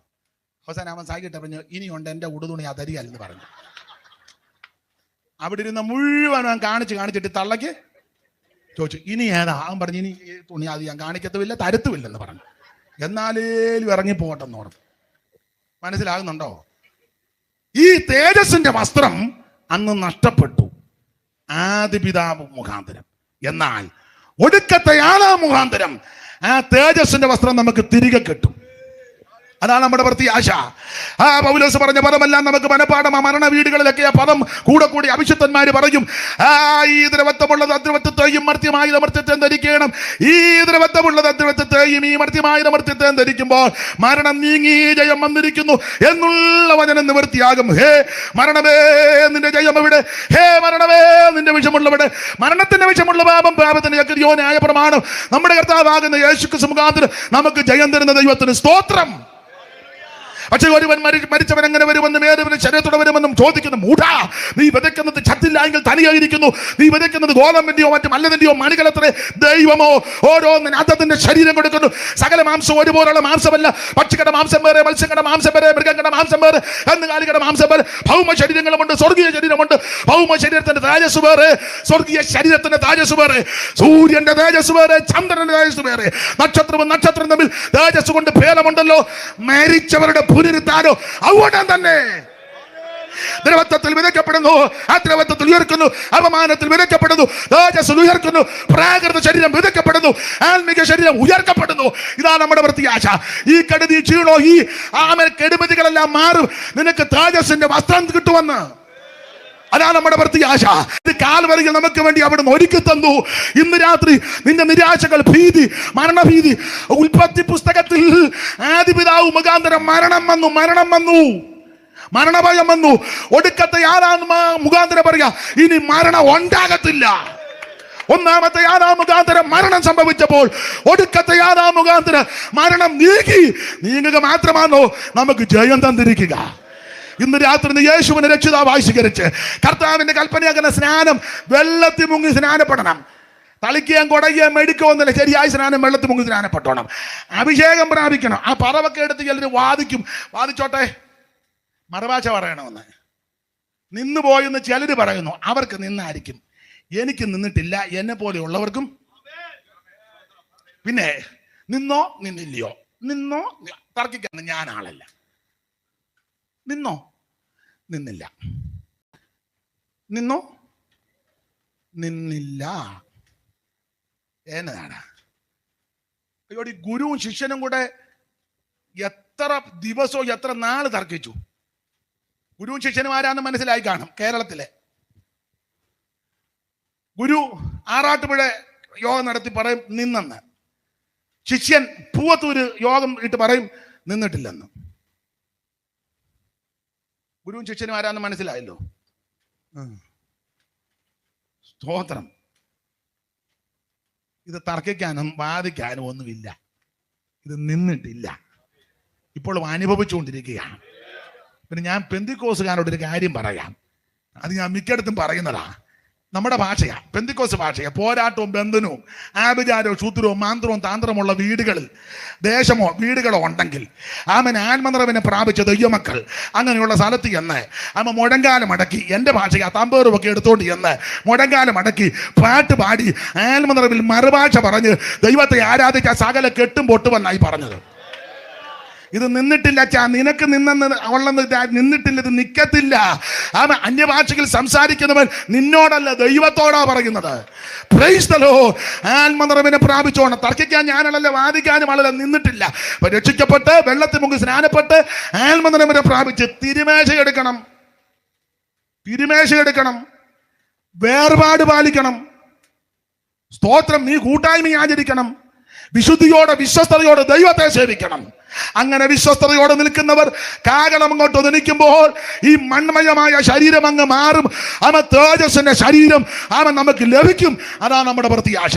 സകല ഭീതികൾ മാറും, സകല മരണഭീതി മാറും. പ്രത്യാശയുള്ള ദൈവമക്കൾ ദൈവത്തിന് മഹത്വം കൊടുക്കുക. ആ പഴയ പാട്ടിന്റെ 2 അടി പാടി ഇന്ന് രാത്രി നമുക്ക് യോഗം അങ്ങ് നിർത്താം. എന്നോട് കൃത്യമായിട്ടൊരു സമയം 9 അങ്ങോട്ട് പറഞ്ഞു തോന്നില്ലയോ? എന്തോ 9 കഴിഞ്ഞെന്ന് തോന്നുന്നു. എന്തുവായി? എത്ര ആയുള്ളൂ? ഞാനോർത്ത് 10-10 ആയത്. എന്നാ ഇനി ഇത് മതി. സ്തോത്രം. ഈ പ്രകൃതിയെല്ലാം മാറും. ആദിപിതാവിനാൽ നഷ്ടപ്പെട്ടതെല്ലാം, ആദ്യത്തെ ആദാമിനാൽ നഷ്ടപ്പെട്ടത് ഒടുക്കത്തെ ആദാമാകുന്ന യേശു ക്രിസ്തു മുഖാന്തരം നമുക്ക് ലഭിക്കുക. അത് കാൽവരിയിൽ നമുക്ക് വേണ്ടി നിറവേറ്റി സകലത് നിവൃത്തിയാക്കി അവിടുന്ന് കടന്നുപോയി. ഇനി എത്രയും അല്പകാലം കഴിഞ്ഞിട്ട് വരുവാനുള്ള അവിടുന്ന് വരും. എന്തിന്? തനിക്കായി കാത്തുനിൽക്കുന്ന വിശുദ്ധന്മാരെ ചേർക്കാൻ. വിശ്വസ്തയോടെ ദൈവത്തെ കുഞ്ഞുങ്ങളോടൊക്കെ പറയാം, മക്കളെ നിങ്ങളെല്ലാം ദൈവകൃപയിൽ നിന്നോണം, സിനിമ ഒന്നും കാണരുത് കേട്ടോ. ആരേലും നേർച്ചയോ കാഴ്ചയോ കൊണ്ട് തന്നാൽ തിന്നേക്കരുത്. പിള്ളേർക്ക് അവരോട് പിണങ്ങുമൊന്നും വേണ്ട, പറയണം ഞങ്ങൾ പെന്തിക്കോസുകാരാ, ഞങ്ങൾക്കിത് പെൺപിള്ളേരോട് പൊട്ടൊന്നും പോയി തൊടരുത്. കൂട്ടുകാർ പറയും ഇടി നിനക്ക് ഇണങ്ങുന്നുണ്ട്, തൊടരുത്. തള്ളമാരോട് പറയാം കൊച്ചുങ്ങളെ, പെന്തിക്കോസുകാരി കൊച്ചുങ്ങളെ ഡാൻസ് പഠിപ്പിക്കാൻ വിടരുത്. തിന്തരികിടതും കുച്ചിപ്പുടി, അവസാനം ഇവള് കുച്ചിപ്പുടി പിടിച്ച് നിന്റെ ഉച്ചി പിടിക്കും, ഒത്തയാവനെയും പിടിക്കും. മനസ്സിലാകുന്ന ഈ പറയുന്ന കാര്യം. വേർപാട് പാലിച്ചോണം. പെന്തിക്കോസുകാരോടാ പറയുന്നത്. യോഗ്യമായ വസ്ത്രം ധരിച്ചോണം. ഇതൊക്കെ ഞാൻ പറഞ്ഞാലേ ഒക്കുവുള്ളൂ. അതുകൊണ്ടാ. സ്തോത്രം. യോഗ്യമായ വസ്ത്രം ധരിച്ചോണം. മോള് വസ്ത്രം എടുക്കുമ്പോൾ അമ്മ പറയണം, മോളെ നമ്മൾ പെന്തിക്കോസുകാർ. തള്ളയുടെ കാര്യം പിന്നെ പറയണ്ടല്ലോ. അങ്ങനെ അവൾ കുറച്ചുകൂടെ മര്യാദയാ. പിന്നെ സ്തോത്രം. ആൺപിള്ളേരോടും പറയാം, നീ കോക്കാമ്പീച്ചൊന്നും കാണിക്കരുത്, നീ പെന്തിക്കോസുകാരനാ. മാനം മര്യാദയ്ക്ക് ജീവിച്ചോണം. അയലത്തുകാരോട് പോയി വഴക്കൊന്നും ഉണ്ടാക്കരുത്. അതിന് തർക്കമാ. ഒരടി കൂടുതൽ എടുത്ത് കൊടുത്തേക്കണം. നമ്മൾ അങ്ങോട്ട് പോകാൻ പോവല്ലേ? പോകുന്നില്ലേ? ആർക്കും പോകണ്ടേ? അമ്മ കൊച്ചമ്മ ഇങ്ങോട്ട് നോക്കിയെന്നേ അല്ലേ? പിന്നെ ചെവിയൊക്കെ നമുക്ക് നോക്കാം. നമ്മൾ മേലോട്ട് പോവല്ലേ? സഹോദരനോ അയലത്തുകാരാ ഒരു ചുവടെടുത്ത് കൊടുത്തേക്കണം. നിനക്കൊരു ദോഷവും വരികയല്ല. സ്തോത്രം. ഇപ്പൊ ചക്ക, ഞാൻ എല്ലായിടത്തും പ്രസംഗിക്കുന്നത് ചക്കയുടെ സീസണാ. ചക്ക ഉണ്ടെങ്കിൽ നിനക്ക് ഒരു ചാകണി കളയാനോ എന്നാലൊരു സഹോദരി പറഞ്ഞ് അരക്ക, പിന്നെ ചക്കക്കകത്ത് തന്നെതാ അമൃതാന്ന് ഇറങ്ങി വരുന്നത്. ഇതൊന്നും കഴിയല്ല. അപ്പൊ കഴിയത്തില്ലെങ്കിൽ കഴിവുള്ളവർക്ക് കൊടുത്തേക്കണം. സ്തോത്രം. ആ തേങ്ങ ഇടുമ്പം 50 തേങ്ങ കിട്ടുന്നെങ്കിൽ ഒരു 10 തേങ്ങ പെയ്ത്തോമിൽ 5, 50 ആണെങ്കിൽ 100 ആണെങ്കിൽ 10 പെയ്ത്തോമിൽ, 10 എണ്ണം മറ്റുള്ളവർക്കും. 80 എണ്ണം പോരെ? പറ. 100 വേണോ? നിങ്ങൾ പറ, എന്തേലും പറ. പറ. 80 പോരെ? അല്ല അറിയണം, അതിനാ ചോദിച്ചത്. ഇതിനൊക്കെ സഭ ആരാ? നിനക്ക് 5 ഏക്കർ സ്ഥലമുണ്ടല്ലേ, 10 ഏക്കർ ഉണ്ടല്ലേ, 2 ഏക്കറുണ്ട്. അങ്ങനെ സ്ഥലമുള്ളവരെല്ലാം കൂടെ 1 ഏക്കർ സ്ഥലമെങ്കിലും സഭയ്ക്ക് കൊടുക്കണം. 10 ഏക്കർ ഉണ്ടെങ്കിൽ 1 ഏക്കർ കൊടുക്കണം. അല്ലാതെ 5.5 സെന്റിനകത്ത് ഒരു ഹോള് വെച്ചേച്ച് അപ്പുറത്തോട്ട് ഇറങ്ങാൻ മേല ഇപ്പുറത്തോട്ട് ഇറങ്ങാൻ മേല. പാസ്റ്റോട് പറഞ്ഞ് മേളിപ്പണി.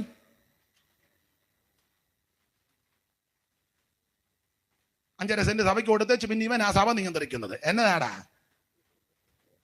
മനസ്സിലാകുന്നുണ്ടോ ഈ പറയുന്നതൊക്കെ?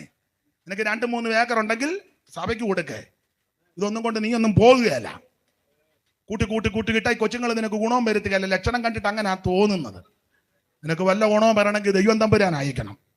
അതുകൊണ്ട് നല്ല രീതി ജീവിക്കേ, ഉപദ്രവിക്കുന്നവർക്ക് വേണ്ടി പ്രാർത്ഥിക്കേ, ആരോടും വഴക്കുണ്ടാക്കരുത്, അയലത്തുകാരോടൊന്നും കയറി വഴക്കുണ്ടാക്കരുത്, സഹോദരങ്ങളുമായിട്ട് ഇതോടെ പറഞ്ഞേച്ചേ നിർത്തുന്നുള്ളൂ.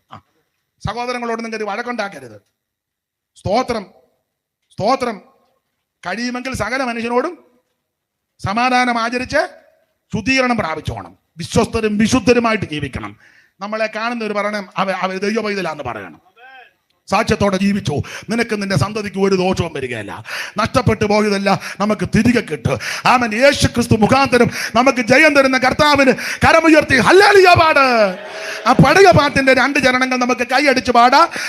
ദൈവദാസന്മാരെല്ലാം ഒന്ന് സ്റ്റേജിൽ നിന്നൊന്ന് എഴുന്നേക്കാമെങ്കിൽ, നിങ്ങൾ ആരും എഴുന്നേക്കാൻ പറഞ്ഞാൽ നിങ്ങൾ ഓരോരുത്തർ പോകും. അതുകൊണ്ട് നിങ്ങൾ ഇരുന്നാൽ മതി. നമുക്ക് ഒടുവിൽ എഴുന്നേറ്റ് പോകാം. അപ്പൊ ഈ 2 ശീൽ പാടി നമുക്ക് നമ്മുടെ കർത്താവിനെ ഒന്ന് മഹത്വപ്പെടുത്താം. എന്ന് പറഞ്ഞാൽ ഈ ദ്രവത്വമുള്ളതങ്ങ് മാറും, അദ്രവത്വമായതൊന്ന് കിട്ടും. ഈ മന്മയമായത് മാറും, വിണ്മയമായതിന് ലഭിക്കും. തേജസ്സിന്റെ വസ്ത്രവും തേജസ്സിന്റെ ശരീരവും അവിടുന്ന് നമുക്ക് ഒരുക്കി വെച്ചിട്ടുണ്ട്. ഒരിക്കൽ കൂടി കരമുയർത്തി ദൈവത്തെ മഹത്വപ്പെടുത്ത. ആ മണ്ണിൽ മൗനമുറങ്ങൂ തന്റെ വിശുദ്ധ എല്ലാ നിമിഷ മണ്ണിൽ മൗനമുറങ്ങൂ തന്റെ കൈയടിച്ച് എല്ലാ നിമിഷ കാകല തോണിയിങ്കൽ കാകല തോണിയിങ്കൽ കാകല തോണിയിങ്കൽ കാകല തോണിയിങ്കൽ ജഡ്ജട ഉയർത്തിടും തിരുമുഖം ജഡ്ജട ഉയർത്തിടും തിരുമുഖം പറഞ്ഞ് നിന്നെ കാണാൻ എനിക്കധികം. ചേർന്ന് പാടാം, കൈയടിച്ച് പാടാം. ഓ വരനെ നിന്നെ കാണാൻ എനിക്കധികം കൊതിയുണ്ട്. ഓ വരനെ നിൻമുഖം വരനെ നിൻമുഖം വരനെ നിൻമുഖം വരനെ നിൻമുഖം കണ്ടു കൊതി തീരാനും ഉണ്ടെനിക്കാശ. കണ്ടു കൊതി തീരാനുണ്ടെനിക്കാശ. യുദ്ധരല്ല ഗീതം പാടൂ തന്റെ വരവിൽ. യുദ്ധരല്ല ഗീതം പാടും തന്റെ വരവിൽ. ആർത്തും കോച്ചിക്കും ആർത്തും കോച്ചിക്കും ആർത്തും കോച്ചിക്കും ആർത്തും കോച്ചിക്കും ആനന്ദ വല്ലഭനെ എതിരേൽപ്പാൻ. ആനന്ദ വല്ലഭനെ എതിരേൽപ്പാൻ. വരനെ നിന്നെ കാണാൻ എനിക്കധികം കൊതി. ഓ വരനെ നിന്നെ കാണാൻ കൊതിയുണ്ട്. പരനെ നിൻമുഖം പരനെ നിൻമുഖം പരനെ നിൻമുഖം പരനെ നിൻമുഖം. ഓ കണ്ടു കൊതി തീരാനുണ്ടെനിക്കാശ. ഓ കണ്ടു കൊതി തീരാനുണ്ടെനിക്കാശ. മണ്ണിൽ മൗനമുറങ്ങൂ തന്റെ വിശുദ്ധ. ഓ എല്ലാ നിമിഷ മണ്ണിൽ മൗനമുറങ്ങും തന്റെ വിശുദ്ധ എല്ലാ നിമിഷം. കാകല ധ്വനിയിങ്കൽ കാകല ധ്വനിയിങ്കൽ കാകല ധ്വനി കാകല ധ്വനി. ഓ ചടുതട ഉയർത്തിടും തിരുമുഖം കാണോ.